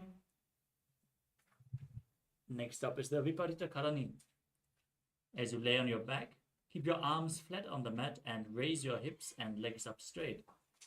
Move your legs in a circular motion as you visualize Swamiji in your inner space and keep performing Murcha Kumbhaka. भूतले शिरो दत्त्वा खेनचेच्चरणद्वयं विपरीतकृतिश्चैषा सर्वतन्त्रेषु गोपिता. Now stop the movement of your legs. In Viparita Karani 2, visualizing Swamiji as you intensify your Jataragni, your digestive fire. करणी विपरीताख्या सर्वाधिव्याधिनाशिनी नित्यम् अभ्यासयुक्तस्य जाठराग्निविवर्धनी. Next up is Langalasana. Now lower your legs down gently and then bring your hips up again, your feet over top of the head, toes touching the ground above you. Interlock your fingers in Parashva Mudra behind your back, placing your arms flat on the ground as you visualize yourself as a plow. नरकासने स्थित्वा नासिकाप्रदेशे भूमौ पादपृष्ठे स्थाप्य. From Langalasana, hold on to the feet above your head. Keep your arms and legs straight. This is Shaita Paschimottanasana, one of the 84 different asanas revealed directly by Lord Paramashiva himself. Visualize Paramashiva and internally chant the Mahavakya. तानं शयित्वात् कुर्वीत शयितपश्चिमतानकम्. Next up is Supta Konasana. Bring your hips above the shoulder level and then open your legs wide, still holding onto the feet. Visualize Swamiji in your inner space. परिवृत्य कुक्षि भागे त्रिदाहि परिकीर्तितः. Now join your feet back together, hold onto your ankles, and roll onto your back in Chakrasana as you visualize yourself as a chakra, a wheel. पूर्वतानं चतुष्पादपीठं वज्रासनं तथा. Now bring your legs vertically and hold onto the big toes as you then open your legs wide in Supta Prasarita Parangushtasana. Now visualize Swamiji and breathe in Ujjayi Pranayama, making an ocean like sound with your mouth as you keep the navel region engaged. उत्तानपादं क्रौञ्चं च मरीचिं वीरभद्रकम्. Join your hands and feet together above the body. Keep them vertically in Supta Parangushtasana as you visualize Swamiji. उत्तानपादं क्रौञ्चं च मरीचिं वीरभद्रकम्. From Supta Parangushtasana, cross your legs into Padmasana. Lay flat on your back as you bring your arms over top of your head, holding on to opposite elbows above your head. Gaze to your nose and visualize Matsya, the fish avatar of Lord Vishnu, in Matsyasana. मुक्तपद्मासनं कृत्वा उत्तानसेनं चरेत्. We move on to Parasharamasana. From the same position, place the backside of the right hand onto the left palm, palms facing up. Keep the hands above your head in this asana. Gaze to your nose and visualize Lord Rama in your inner space. प्रथमकरे पद्मासन आचे सुधो सोवे भूपरिपाचे. Next up is Sarvangasana. As you lay on your back with your legs in Padmasana, raise your hips and your legs up, keeping your hands at the lower back for support. Place your elbows on the ground and raise your legs. As you tuck your chin to the chest and breathe in Murcha Kumbhaka, gaze to your nose and visualize Swamiji. अथ क्षेत्र संक्षेपात् सर्वांगासनम् उत्तमम्. We move on to Vrishchikasana.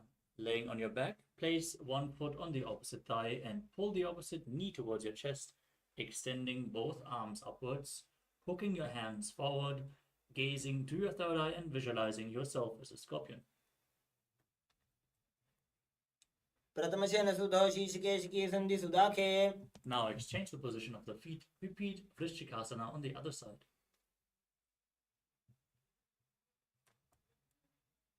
प्रथमशेन सुधौ शीर्षकेशिकी सन्धि सुदाखे. Next up is Vrishaparakshitasana. As you lay on your back, interlock your fingers behind your neck and lift both legs off the ground, alternating, pulling one knee against your chest back and forth without putting your feet down. Now visualize Swamiji and calmly breathe through your nose in Sahasrara Kumbhaka. उत्तानशयनं कृत्वा अङ्गुलिभिः कन्द्रां बद्ध्वा. Next up is Maruttanasana. Laying on your back with the hands relaxed by your hips on the ground. Pull one knee against the respective ear, alternatingly, again and again, as you visualize Swamiji. श्रोतानवत्सं स्थितिः कृत्वा जानुद्वयं पर्यायेन कर्णयोः संस्पृशेत्.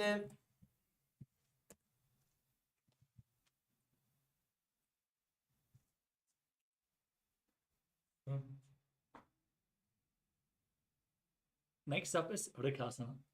As you lay on your back, place your feet flat, raise your knees, and then stand up. Lay back down again and again as you visualize yourself as a wolf. उत्तानशयनं कृत्वा पादतलाभ्यां भूमिं धृत्वा.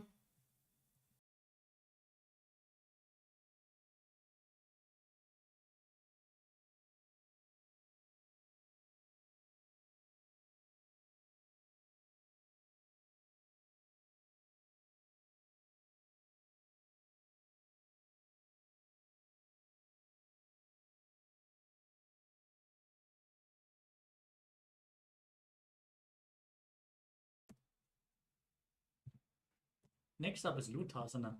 Now lay down on your back and then kick your legs up, rolling over completely again and again as you visualize Swamiji in your inner space, and finally lay down in a prone position on your stomach. उत्तानशयनं पादौ शिर उल्लङ्घ्य भूमौ स्थापयित्वा. As you lay on your stomach, keep your hands next to the shoulders and contract your lips as you make a whistling sound while inhaling, visualizing yourself as a chariot carrying warriors into a battle for Dharma on your chariot back in Saradhasana. निब्जशयनं कृत्वा नाभिं भूमौ निधाय.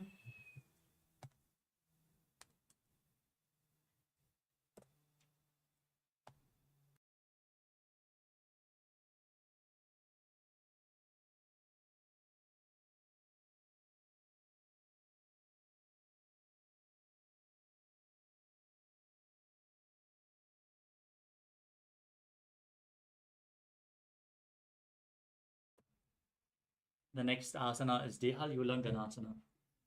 From the prone position, push your body up into a plank position and jump your feet in between the hands back and forth as you visualize yourself going beyond body and mind in Dehalyulanganasana. हस्तद्वयं बद्ध्वा तन्मध्यचरणद्वयम् उड्डानैव बहिरानीय. Next up is Jyotisha.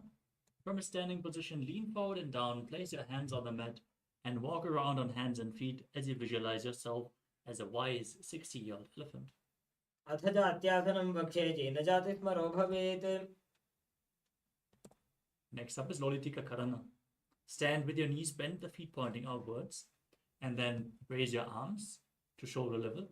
Bend your elbows and move your arms around the body as you bend backwards and move your head in all directions.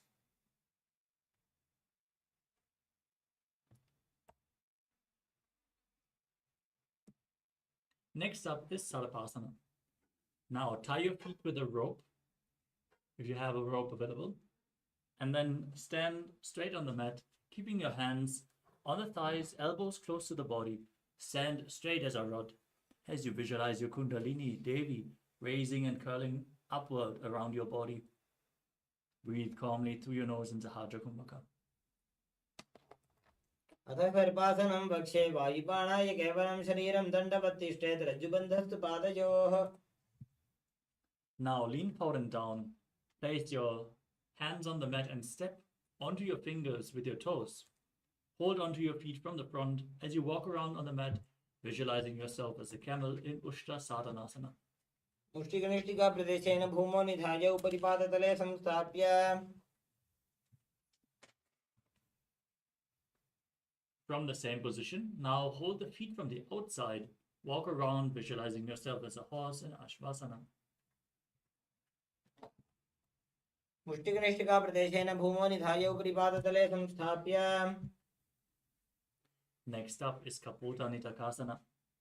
Now stand straight with your feet together, interlace your hands behind in Parashva Mudra, and pull your hands down towards your calves, opening up your chest widely as you visualize yourself as a soaring bird diving.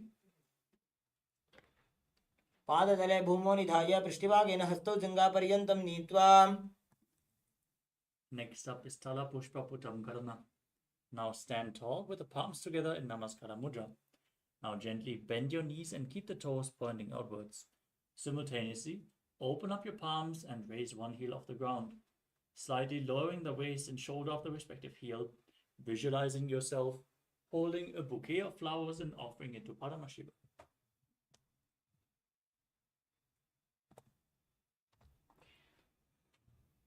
The next asana is Khadgasana. Now visualize yourself as a rhinoceros, gaze to your nose, lay down on your stomach, and then jump your feet up to your hands, stand up and keep your hands in Namaskara Mudra in front, symbolizing the horn of the rhinoceros. आसनं कृत्वा पादतलाभ्यां भूमिं धृत्वा. Next up is the Uttanottanam. Hold weights if you want to intensify this asana. Now sit down on the ground and stand back up again and again as you gaze to your nose and visualize Swamiji. पुनः पुनः उत्थातव्यम् अस्थितव्यम् इति उत्थानोत्थानं भवति. Next up is Musadasana. Stand straight, raise your arms up above the head and jump repeatedly as you visualize yourself as a mace. सरलं स्थित्वा ऊर्ध्वं बाहु नयेत्. Next up is Uchchiya Shakasana. From a standing position, pull the sole of one foot towards your chest. Sit down and stand back up on the other leg, alternating the feet again and again as you gaze to your nose and visualize Swamiji in your inner space.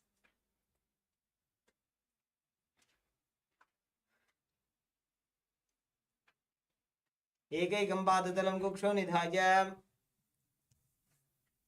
Next up is Parashva Karana. Now keep one knee bent with the toes pointing to the side. Raise the other knee against your chest, encircling the leg with your arm, the hand in a fist. Place the other hand on the inner respective thigh with the fingers pointing inwards.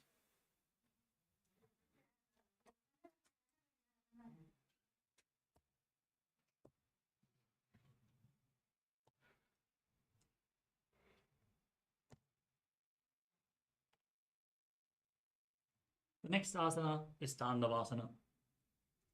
If you want to intensify this asana, you can hold weights. As you visualize yourself fiercely dancing as Lord Shiva, extend both arms and one leg forward, sit down and stand back up. एकेन पादेन स्थातव्यं ताण्डवासनं भवति.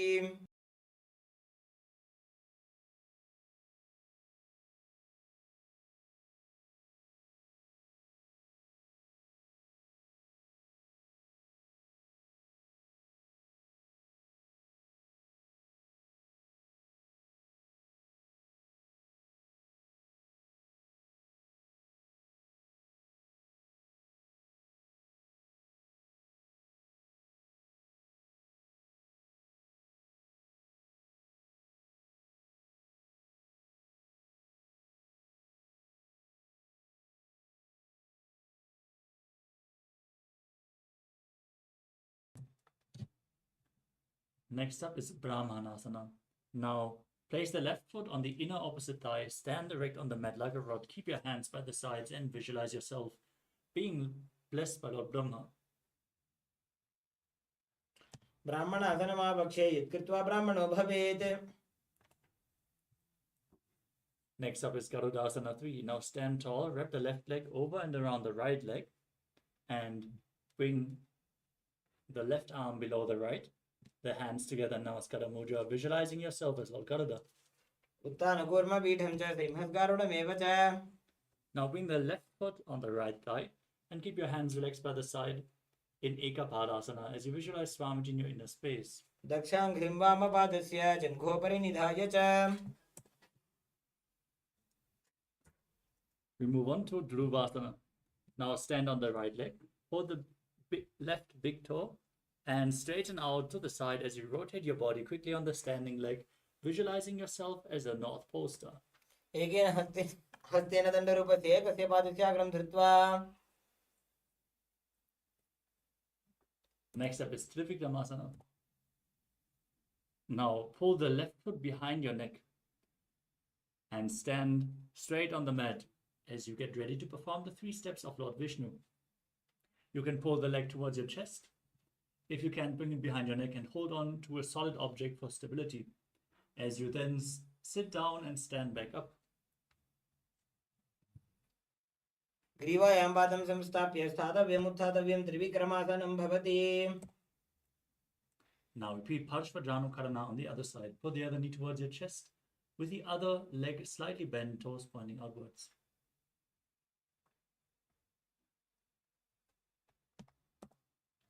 Now visualize yourself fiercely dancing as Lord Shiva.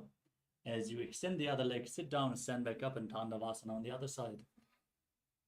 एकेन पादेन स्थातव्यं ताण्डवासनं भवति. Now repeat Brahmanasana on the other side. Pull the right foot to the inner opposite thigh and visualize yourself being blessed by Lord Brahma. ब्राह्मणासनमावक्षे चित्कृत्वा ब्राह्मणो भवेत्. Now intertwine your arms and legs with the right foot over top, repeating Garudasana 3 on the other side, visualizing yourself as Lord Garuda. उत्तानकूर्मपीठं च सिंहस्गारुडमेव च. Now repeat Ekapadasana. Place the right foot on the left thigh, hands by the side, visualizing Swamiji. दक्षाङ्घ्रिं वामपादस्य जङ्घोपरि निधाय च. Now repeat Dhruvasana, the pole star posture, as you rotate, standing on the left leg, holding onto the right big toe, visualizing yourself as the North Pole star. एकेन हस्तेन दण्डरूपस्य एकस्य पादस्याग्रं धृत्वा.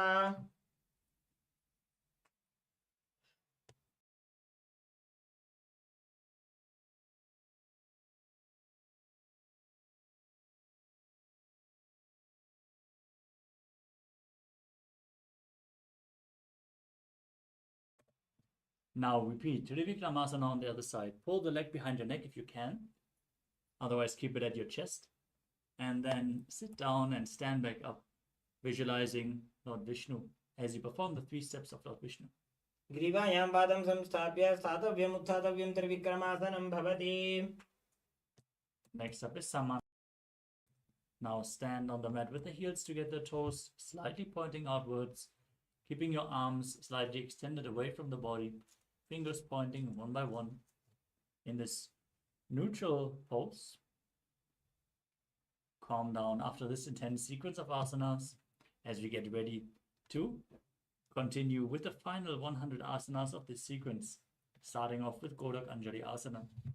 Now stand erect and then bend forward, bringing both hands underneath the knees, interlocking the fingers in Parasha Mudra, as you then sit down in a squatting position and bring the finger lock towards your navel.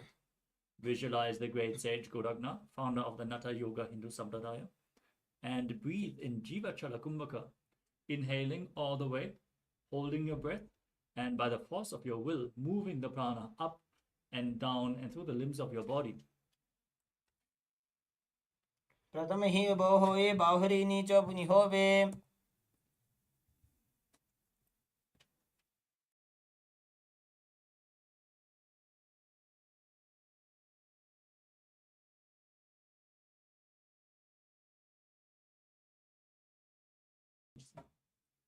The next asana is Kanchi Asana. Now, insert your hands between the thighs and calves and wrap them around behind your butt, interlocking the fingers behind in Padasha Mudra. Keep your chest straight. as you visualize Swamiji in your inner space. ऊरुमध्यात् हस्तो निवेशयानितं मम धृत्वा. Next up is Bhairuvasana. Now bring the feet together, sit in a squatting posture with your heels touching the perineum. Sit straight and interlock your fingers behind in Parashva Mudra. As you gaze to the navel, visualize Bhagavān Kala Bhairava the Lord of Time. दो वो पग की सज्जा की माहिली को और मिला की फना पानी उकड़ मोड़ वही से. Next up is Varahasana. Squat down all the way to the ground. Keep your feet together with the toes apart. Bring your elbows up close to your head. Join the palms behind in Anjali Mudra with the fingers pointing downwards. As you gaze to your nose and visualize yourself as Varaha, the boar avatar of Lord Vishnu. पागदली की माहिली को और मिलाई फना पानी उकड़ मोड़ वही से. Next up is Pripitasana. With your heels touching, hold on to the big toes and raise your hips to the same level as your knees as you visualize Swamiji in your inner space. पार्श्वद्वय सम्मील्य स्थित्वा नितं मम जानु प्रदेश आनीय. The next asana is Bakasana. Now place your hands on the mat with the fingers wide. Place your knees on the back of your arms and lean forward. Find balance. Lift your feet off the ground and balance as you visualize yourself as a crow. हस्ताभ्यां मौनिम वैष्णभ्यां. Next up is Sushtanga Kapalyasana. Kneel down and keep your hands flat on the mat, placing your head on the ground and then raising your legs up, crossing them into Padmasana. Gaze to your nose as you visualize Swamiji in your inner space. आसन को गुण कपाल आछो होई. Next up is Guptasana. Sit in a kneeling posture, heels outside the hips, sit on the ground and touch your toes behind your butt. As you place your hands on your thighs, sit with your head, neck and spine in a straight line. Gaze to your nose and visualize you are sitting in the secret seat with Paramashiva and Guru in Upanishad as you internally chant Om Nithyananda Paramashivoham. Janor बोरंतरे पादो कृत्वा पादो च गोपयेत. Next up is Vrikshasana 2. Now keep your hands on the ground, shoulder width apart, and raise your legs up into a handstand. You can lean against a wall or ask a partner to assist you in performing this asana to purify all the 7 chakras. As you visualize yourself as a tree with deep roots growing into the ground, breathe deeply through your nose and lead the prana along your spine. सप्त चक्रक्षालनाय vrikshasana विशेषकान्. Engage the Mula Bandha, maintain the handstand, gaze to your third eye and push the Tejas energy towards your third eye in Shiva Asana. दो पग जोड़ी माही Gulf मिलाए. Next up is Matsyasana 2. Now place your hands on the ground, shoulder width apart, and lower your body from the plank position down and push yourself up again and again, visualizing yourself as a fish in Matsyasana 2. निब्जं शयनं कुर्वरो पार्श्वभागाय मूर्धकृत्य. Next up is Sarvasana 2. As you lay on your stomach, place your hands on the hips and lift your chest from left to right, visualizing and moving your body like a snake. निब्जं शयनं कृत्वा हस्तो नितम्बं संस्थाप्य. Next up is Niralambanasana. As you lay prone on your belly, with your hands in Padma Mudra, the Lotus Mudra, hold the chin with your hands and keep the legs straight with the toes pointed together as you feel self-supported and completely independent. कराभ्यां पंकजं कृत्वा तिष्ठेत् कुर्परया सुधीः. Next up is Chaturasana. As you lay on your stomach, place your hands flat on the mat in front, straighten your arms and bend your knees. As you bring your feet towards your upper back, lift up your head and chest and visualize yourself as an umbrella protecting your guru from the sun rays. अर्ध्यासनं स्थित्वा हस्ततलाभ्यां भूमिं धृत्वा.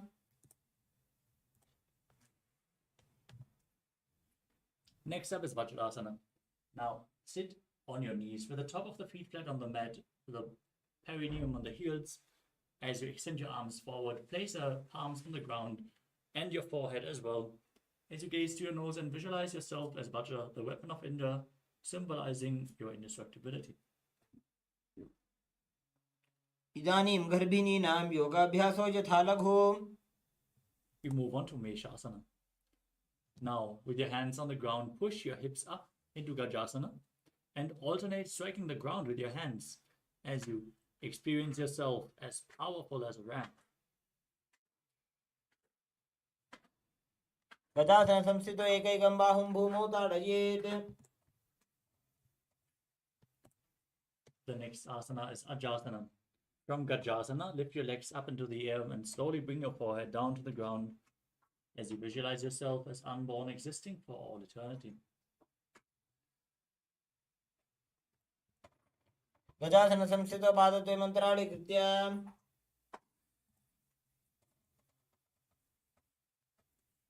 Now sit in Dhanantarasana. As you sit in a kneeling posture, hold on to the big toes and pull them towards your perineum. Then place your hands on the thighs, gaze to your nose, and visualize Swamiji in your inner space as you again breathe in Ujjayi Pranayama, making an ocean-like sound with your mouth.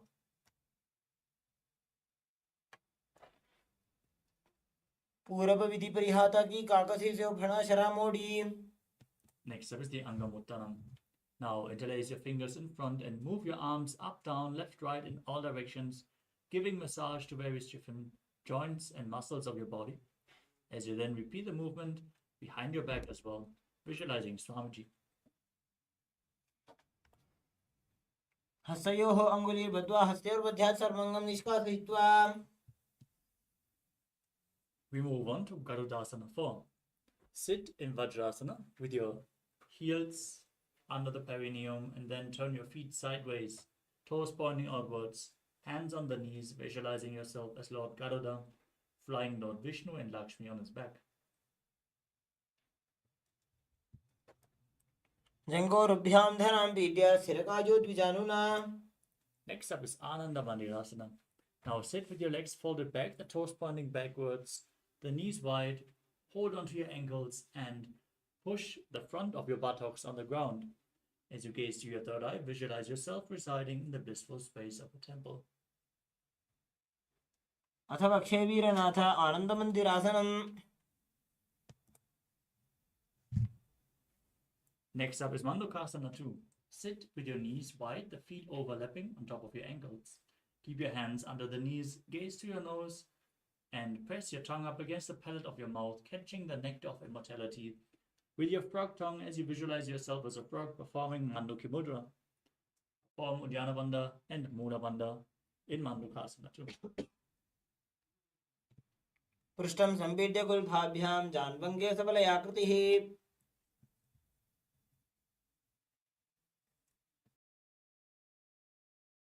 Next up is Narasimhasana. Now keep your toes on the mat, the heels up and together.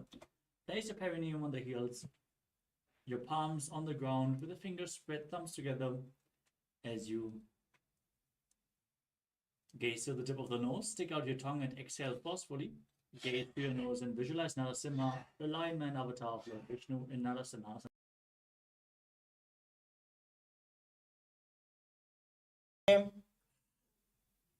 Next up is Vishlakasana. As you sit on your toes from the same position as before, cover your mouth and nose with your hands. Bring the thumbs underneath the teeth. Inhale through the nose and exhale through your mouth as per your capacity in Vishlaka Pranayama. As you gaze to the tip of the nose and visualize yourself as Devi, victorious over all your fears in Vishlakasana.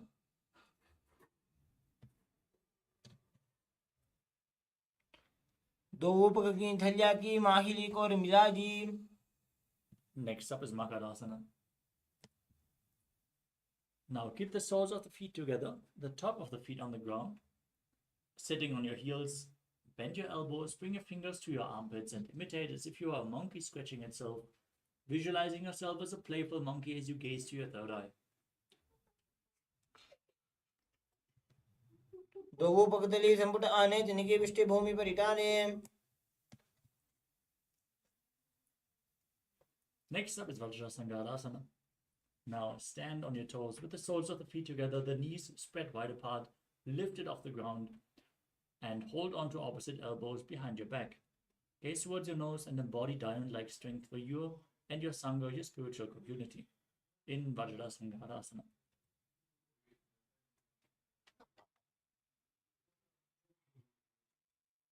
प्रथम पणापानी होए बैसे दोबू एड़ी गुदानी वैसे. Next up is Kanjanasana.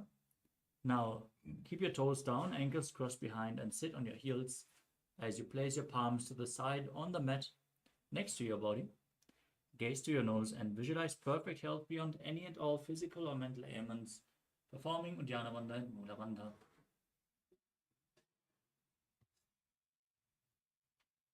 खञ्जनासनमावक्ष्य यद्गत्वा सुस्थिरो भवेत्. Next up is Kurmasana. With your toes flat, cross your feet and place your perineum onto the back of the heels. Keep your knees wide. On the floor, rest your hands on the knees and make your upper body and neck stiff like the shell of a turtle, gazing through the nose and visualizing a turtle in your inner space with a stable body and mind to live for centuries. In Kurmasana. गुल्फौ चकृषणस्याधो व्युत्क्रमेण समाहितौ. Next up is Yogasana. Now, from the same position, relax your upper back and neck, gaze to your nose and visualize Swamiji in your inner space. गुदं नियम्य गुल्फाभ्यां व्युत्क्रमेण समाहितः. Next up is Vijyogasana. Now stand on your knees, cross your ankles behind with the feet near opposite knees. Hold your calves with your fingers inside and the thumbs outside. Gaze to your third eye and visualize a space of eternal oneness, Advaita, with your Guru. घोड़ा वामो बौ होई घोड़ा आड़ा राखे दोई. Next up is Ushtrasana 2. Now keep your feet flat and hold on to the heels as you push your hips forward and lean backwards, visualizing yourself as a camel in Ushtrasana 2.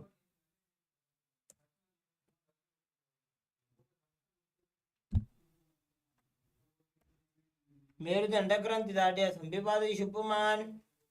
Next up is Jyotisha 2. As you sit with your heels together, the hands on the soles of the feet, slowly lean backwards. Place your elbows down on the mat, followed by the back of your head. Gaze to the nose and experience yourself as a lotus blooming in Jyotisha 2.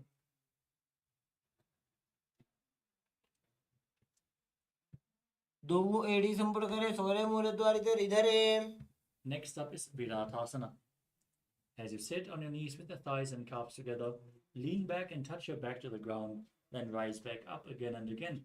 Use the support of your hands if needed as you gaze to your nose and visualize the healing and liberation of all causal, subtle forms of your body in Viratasana.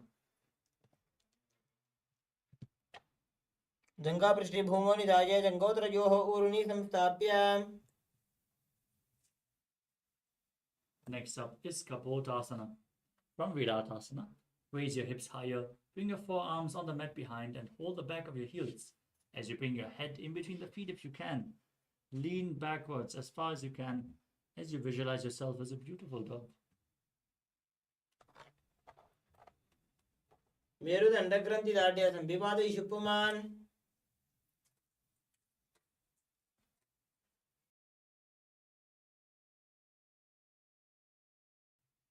The next is the Varasana.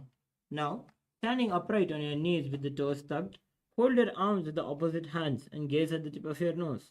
Visualize Paramashiva fulfilling all your boons.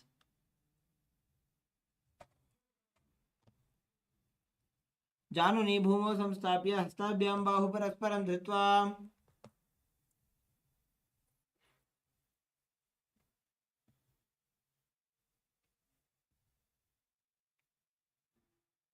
The next is the Varahasana 2. Now, keeping your knees together and toes tucked, lean forward and bring the elbows to the mat and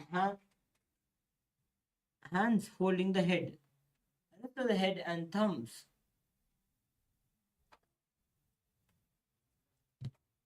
Suryam Chandram Bhedanani Asanani Nikathyate.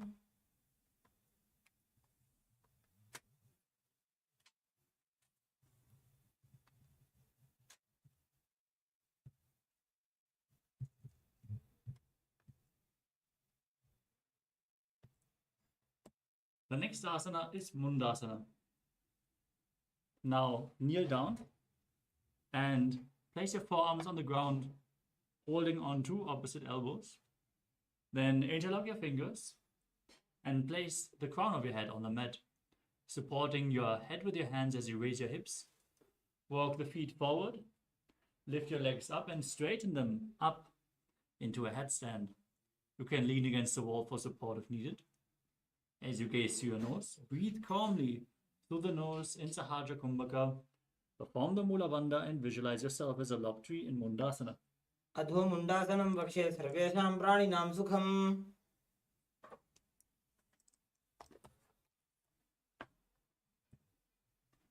Next up is Andhasana. Now lower your legs down, come to a kneeling posture, and bring your head in between the knees as you bring the elbows outside the knees, holding onto your head. Gaze to your nose and visualize Swamiji in your inner space as you inhale through the nostrils and exhale through your mouth in this asana. Perform the Mula Bandha, contract the perineal floor, and internally chant the Mahavakya, Om Nithyananda, Paramashivoham.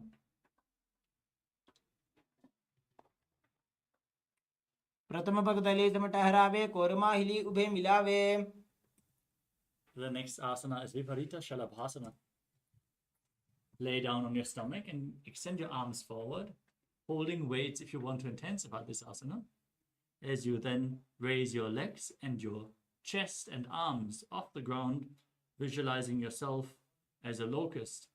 Breathe in Sahasrara Kumbhaka and perform the Mula Bandha.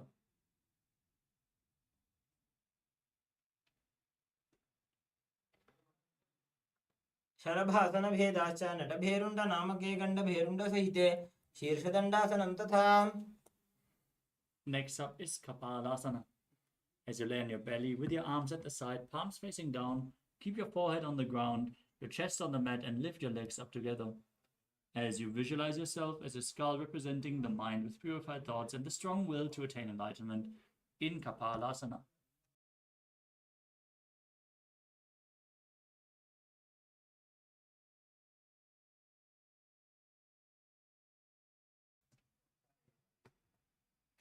कपालं भूमो निधाय ऊर्ध्वं पादौ नजेत्.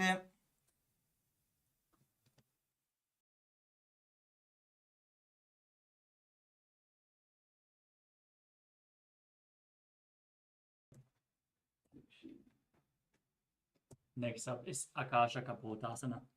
As you lay on your stomach, keep your hands by the sides, lift your legs up over your head and slowly place your feet on the mat in front of your head. Keep your palms flat on the mat as you place the toes down. Visualize yourself as a free and open dove. उष्ट्रासने स्थित्वा चरणौ भूमेरुत्थाप्य मस्तकोपरि नीत्वा. Next up is Chatakasana. As you sit in a kneeling posture, lean forward, place your navel on the knees and your forearms flat on the ground in front of you. Visualize yourself as a sparrow as you perform the Mula Bandha. कूर्परपर्यन्तौ हस्तौ धरामौष्टभ्य. Next up is Vrishikasana. With your forearms on the ground, raise your hips up and bring your legs over top of your head, touching your toes to the back of your head, visualizing yourself as a scorpion. विच्छेव पुच्छ प्रतिमां विर्भाषणे धृत्वा स्वशीर्षे चिबुकं विधार्यकौ. Next up is Vrishasana. Come to a kneeling posture as you place your perineum onto the right heel, bringing the left foot outside the hip with the toes pointing outwards. Hands in front of the knees. Visualize yourself as a bull and forcefully inhale through your nose in Antaranga Kumbhaka, holding the breath for a short while and then exhaling slowly again through the nose. याम्य गुल्फे पादमूले वामभागे पदेतरम्. Next up is Lulasana. Now, from the same position, raise your knees off the mat. Bring the toes of the left foot over top of the right as you visualize Swamiji in your inner space. लोलासनं सदा कुर्यात् वायुलोलापघातनात्. Next up is Vrishasana on the other side. Sit on the left heel with the right foot outside the hip, visualizing yourself as a bull. याम्य गुल्फे पादमूले वामभागे पदेतरम्. Next up is Balagunasana.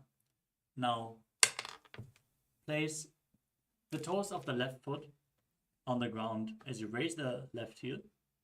Sit on the left heel with your perineum and keep the right knee raised towards your chest as you place your hands on top of the respective knees. Visualize Balagunahai, one of the 84 siddhas in your inner space. आसन को गुण जल विकार जाई. Next up is Grahasana. Now squat with your feet flat on the mat. Bring your elbows underneath the thighs and wrap your hands around the shins as you hold onto your ankles from the outside. Visualize yourself as the entire planet. पादतले भूमौ संस्थाप्य जानु मध्ये कुर्परो स्थाप्य. Now repeat Balagunasana on the other side. Sit on the right heel with the left knee raised against your chest. Visualize Balagunahai. And don't forget to breathe in Antaranga Kumbhaka.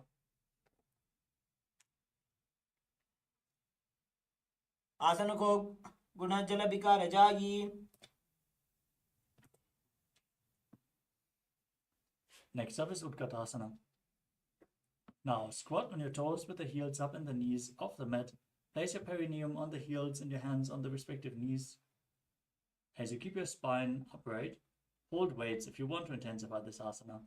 Visualize Swamiji in your inner space. युजस् पिजस् दीयत उर्वजानु यत्रासने पादतलद्वयो परि. Next up is Vajra Sangarasana 2. Now, keep the toes tucked, heels and soles of the feet together, open your legs wide, and hold on to opposite elbows behind your back as you visualize Swamiji in your inner space.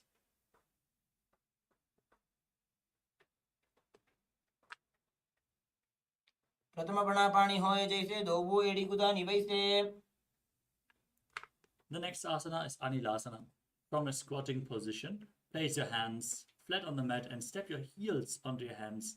Squatting down, keeping your arms straight, gazing to your nose and visualizing Swamiji in your inner space.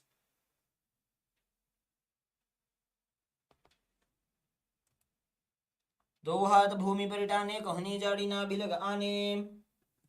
The next asana is Parukasana.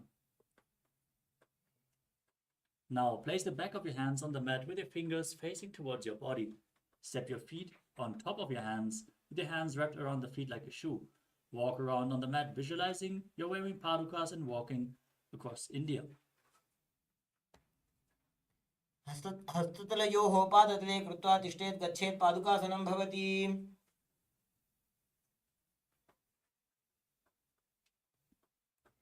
Next up is Kukkutodanasana. As you place your palms on the mat, raise both feet upwards into the air and let them fall back down again and again as you visualize yourself as a rooster. हस्ततले भूमौ कृत्वा पादतले च ऊर्ध्वमुड्डानं कृत्वा.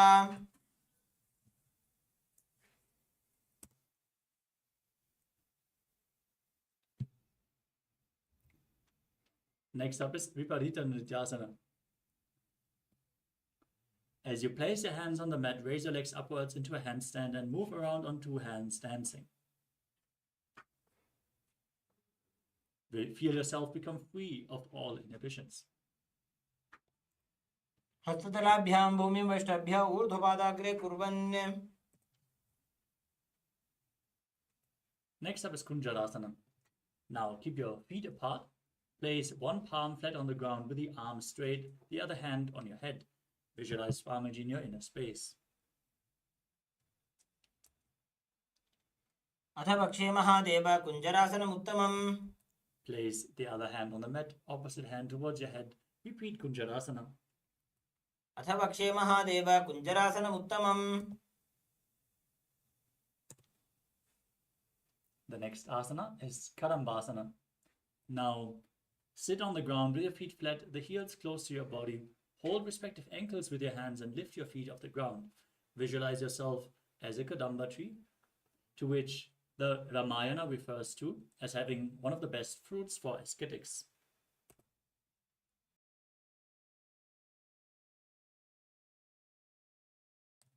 पार्श्वभ्यां भूमिं वष्टभ्य हस्तद्वयेन गुल्फौ धृत्वा. Next up is Pavana Muktasana. Now sit with your heels at the perineum. Hold your knees with your hands and press them towards your chest. Visualize any excess vata being released or balanced within your system.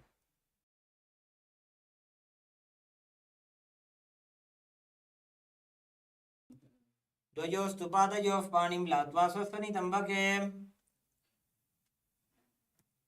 Next up is Chakodasana.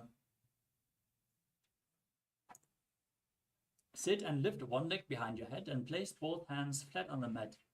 Extend the opposite leg up and lift your entire body off the mat as you gaze up to your third eye and visualize yourself as a powerful source of energy. पूर्वतनं चतुष्पादपीठं वज्रासनं तथा. Next up is Dhanurasana 2. Now keep one leg extended and hold onto both the big toes with the respective hands in Prana Mudra. Now pull the other foot towards your ear and visualize yourself as a bow. पादाङ्गुष्ठौ पाणिभ्यां गृहीत्वा श्रवणावधि. We move on to Ashtavakrasana. Now lift the left leg over top of the left shoulder. Bring the right foot across and hook it on top of the left foot. Lean forward and down. Extend both legs to the side. Balance on your arms as you visualize yourself as a flying crane. वासिष्ठमथकौण्डिन्यम् ऊर्ध्वकुक्कुटमेव च. We move on to Pranasana. As you place the right foot on the left thigh, bring the left foot flat on the ground and bring the left shoulder underneath the left knee as you push the right knee down. Gaze to your third eye and visualize you're immortal, able to exist solely from prana.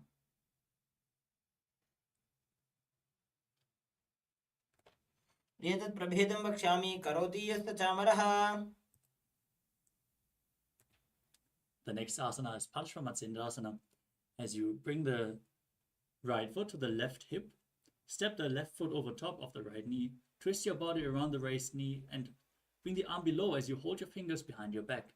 Gaze up to your third eye and visualize the great sage and yogi Matsyendra, the master of Hatha Yoga. वामोर्मूलार्पितदक्षपादो जान्वो बहिर्वेष्टितदक्षदोष्णा.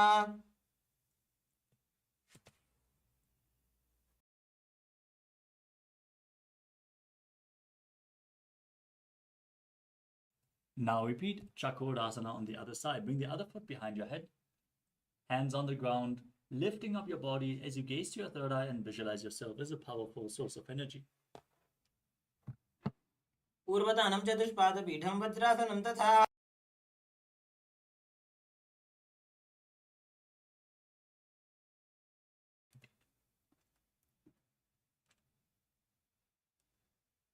The next asana is Dhanurasana 2. Now hold both big toes in Prana Mudra and pull the other foot towards your ear as you visualize yourself as a bow.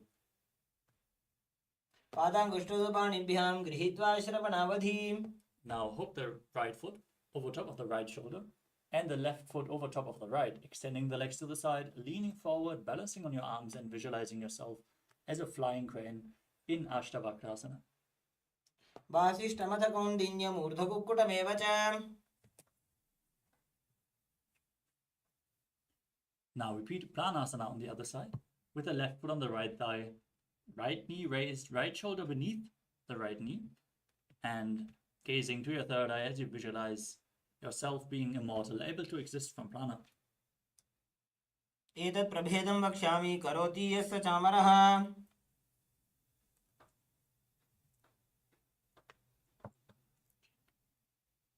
Next up is Parshvamatsendrasana on the other side. Now bring the left foot to the right hip, right foot over top of the left knee. Twist your elbow around the knee. Hold your fingers behind your back as you visualize Sage Matsindana.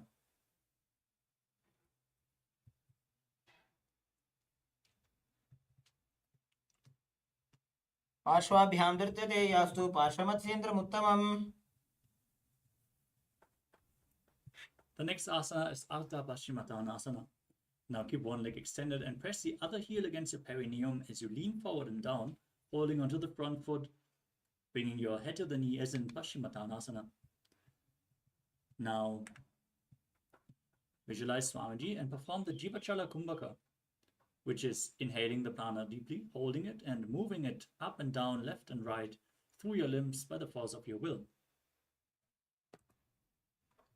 एकं पादं प्रसार्य एकं पादस्य पार्श्वनासीवनी सम्पीड्य Now perform Kranchasana. Bring the left foot outside the hip and hold onto the right foot, extending it up in front of your face with the knee straight, visualizing yourself as a crane. उत्तानपादं क्रौञ्चं च मरीचिं वीरभद्रकम्. Now repeat Ardha Paschimottanasana on the other side. Hold onto the front foot with the opposite foot against your perineum. Lean forward and down. Visualize Swamiji. एकं पादं प्रसार्य एकं पादस्य पार्श्वनासीवनी सम्पीड्य Now repeat Kranchasana. Bring the right foot outside the hip. Hold onto the left foot extended in front of your face. Visualize yourself as a crane, Krancha, and perform the Jivachala Kumbhaka. Move the prana through your limbs by the force of your will alone. पार्श्वाभ्यां धृत्यते यास्तु पार्श्वमत्यन्त्रमुत्तमम्. The next asana is Svastikasana. Now sit with the soles of the feet between the thighs and calves. Keep your spine straight, the palms resting on the knees. Gaze to your nose and embody peace, well-being, good fortune, and prosperity as you visualize a swastika in your inner space. जानुर्भोरन्तरे सम्यक् कृत्वा पादतले उभे. Next up is Gorakshasana. Maintain Swastikasana and then cover your heels with your hands.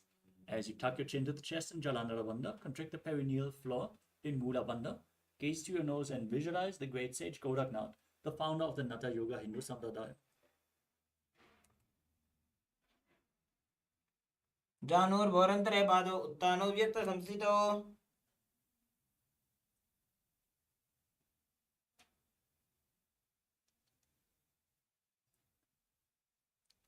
Next up is Bhagasana 2. Now bring the left heel against the perineum, the right foot on the left thigh, and then gaze to your third eye, visualize Swamiji, meditate on Arihanta, the enlightened one. As you inhale all the way, close your mouth with ring and little fingers, the nostrils with the middle fingers, the eyes with the index fingers, and the ears with the thumbs in Shanmukhi Mudra.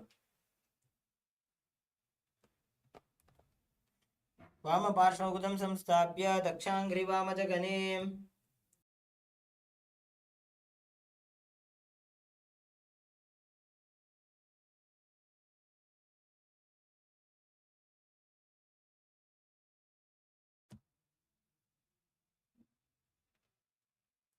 The next asana is Yogasana 2.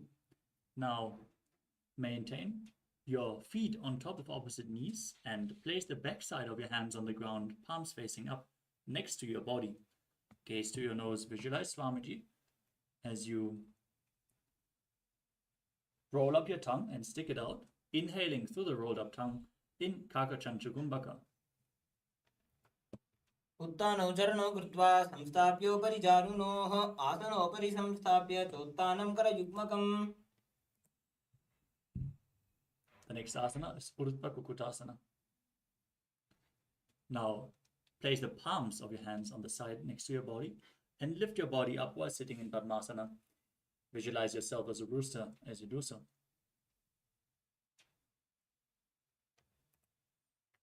वासिष्ठमथ कौण्डिन्यम् ऊर्ध्वकुक्कुटमेव च अष्टावक्रमधोत्तानं मयूरं सेतुबन्धनम्.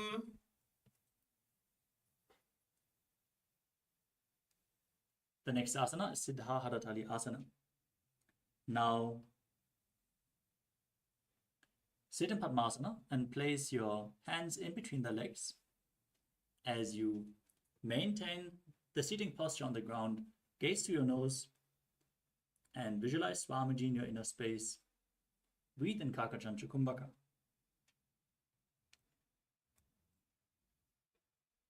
प्रथम पद्मासन को करे घोड़ासंधि माही करि धरे. Now push your hands in the ground, gaze to the nose, and visualize yourself as an elegant swan as you balance above the mat in Padmasana, performing Hamsasana.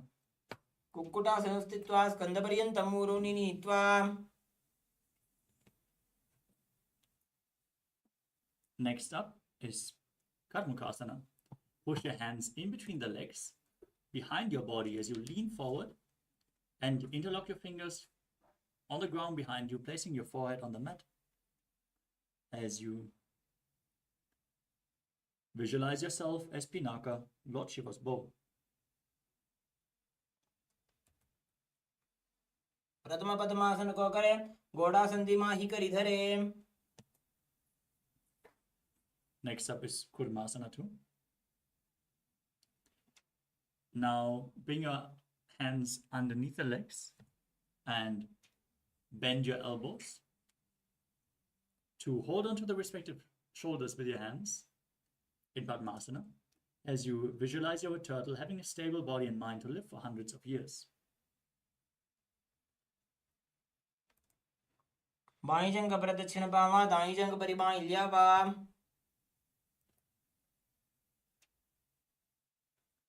Now, tuck your chin to the chest from the same position.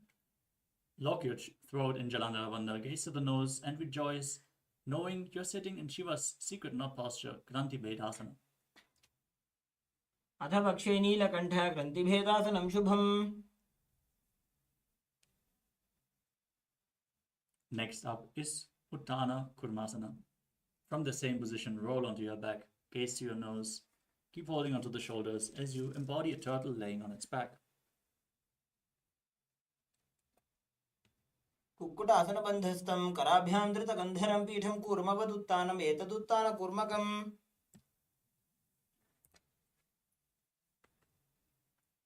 Next up is Pangu Kukkutasana. As you bring both hands between the legs, place one palm flat on the mat, hold its wrist, and lift your body off the ground, visualizing yourself as a rooster.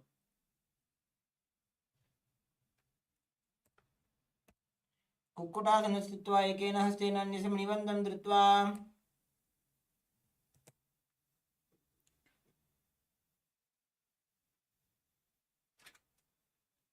Now place the other hand on the mat, hold its wrist, and lift your body off the ground as you visualize yourself as a rooster in Pangu Kukkutasana on the other side. कुक्कुटासनं स्थित्वा एकेन हस्तेन अन्यस्य मणिबन्धं धृत्वा.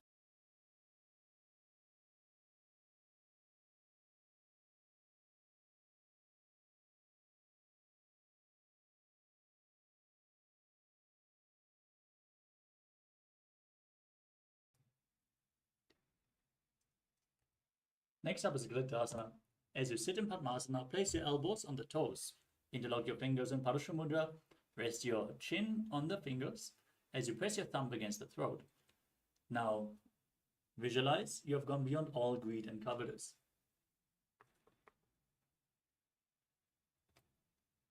जानोर्भोरन्त्रे पादौ उत्तानो व्यक्तसंस्थितौ.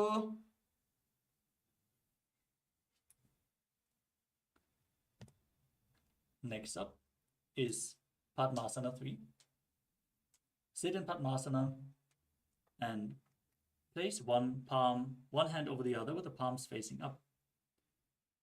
Now, keep your spine straight, gaze to the nose, engage all three bandhas as you visualize Swamiji in your inner space.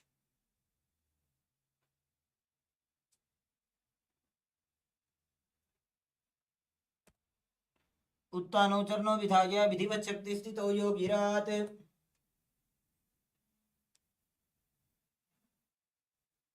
Next up is Padmasana form. Place your hands on the respective knees, gaze to your nose, and visualize Paramashiva in your inner space. एतत् पद्मासनं कुर्यात् प्राणवायु प्रसिद्धये.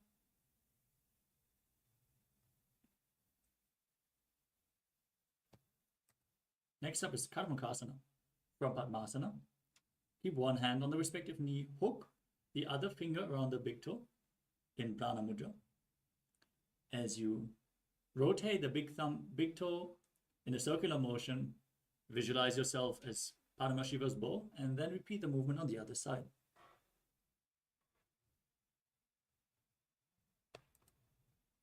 अथान्यासनमापक्षे योगपूरकरक्षणात्. Now cross your arms behind your back and hold on to the big toes. As you sit in Padmasana, gaze to your nose and visualize yourself as Paramashiva's bow engaging all three bandhas.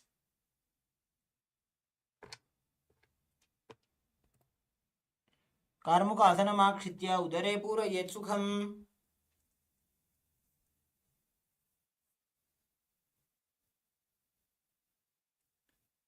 The next asana is Tridhasana. Maintain Karmakasana 3. Lift your chest up and gaze to your third eye, visualizing that you are the action of Paramashiva's third eye. Anything which you come across, you destroy. ऊरुभ्यामुपरि स्थाप्य पादयुग्मं प्रयत्नतः.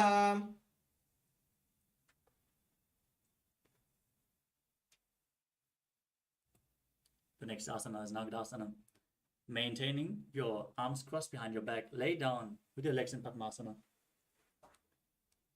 Gaze to the nose and visualize yourself as a snake as you breathe calmly through your nose in Sahaja Kumbhaka. प्रथम पद्मासन को उठाने, दो हाथ पाछाने आने. Next up is Kandukasana. Lay on your back and pull your knees towards your chest as you squeeze your body into a ball.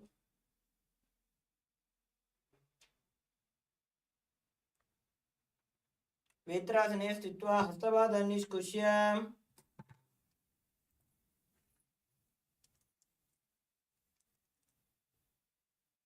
Next up is Urdhva Pavanasana. Lay on your back with your knees raised together and your feet flat on the ground. Interlock your hands behind your back and behind your neck and gaze to the nose as you visualize Swamiji in your inner space. प्रथमे सूध San करावे, घोड़ा उभा राशि मिलावे.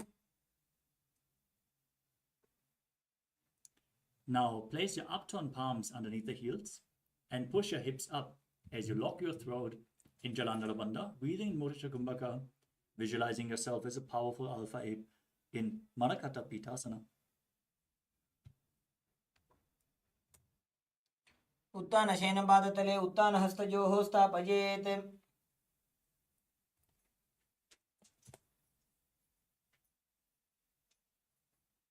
Next up is Uttana Shiki Pitakasana. Now bring your hands to the lower back and raise your hips as you stretch your toes, gaze to your nose and visualize Swamiji in your inner space.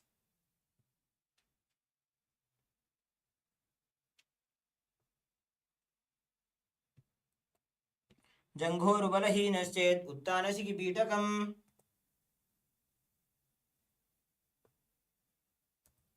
Next up is Narakasana.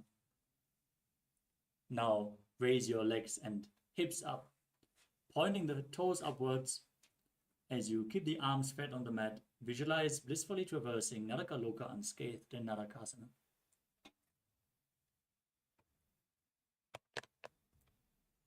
ग्रीवाकण्ठेन भूमिं विष्टम्भ पादाग्रद्वयमूर्ध्वं नजेत्. Next up is Tiryannaukasana. Now bring your arms to the lower back and keep your legs straight, then slowly lower and angle them, engaging your core as you visualize yourself as a boat crossing the ocean of samsara. नौकावत् स्थित्वात् ऊर्ध्वं पादाग्रद्वयं नजेत्. Next up is Dvajasana. Now bring your hands back down on the mat. Keep your legs straight like a flagpole as you visualize yourself as the KAILASA flag respected across all nations.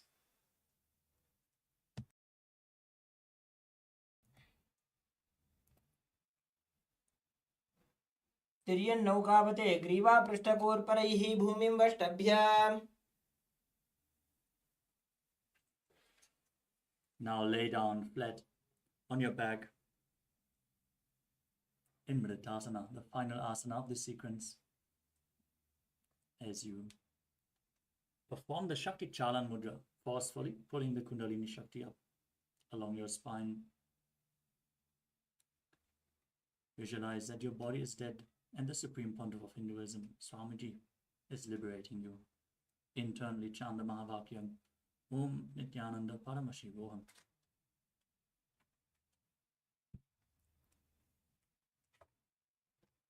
उत्तानं शववद्भूमौ शयनं तु शवासनं शवासनं श्रमहरं चित्तविश्रान्तिकारणम्.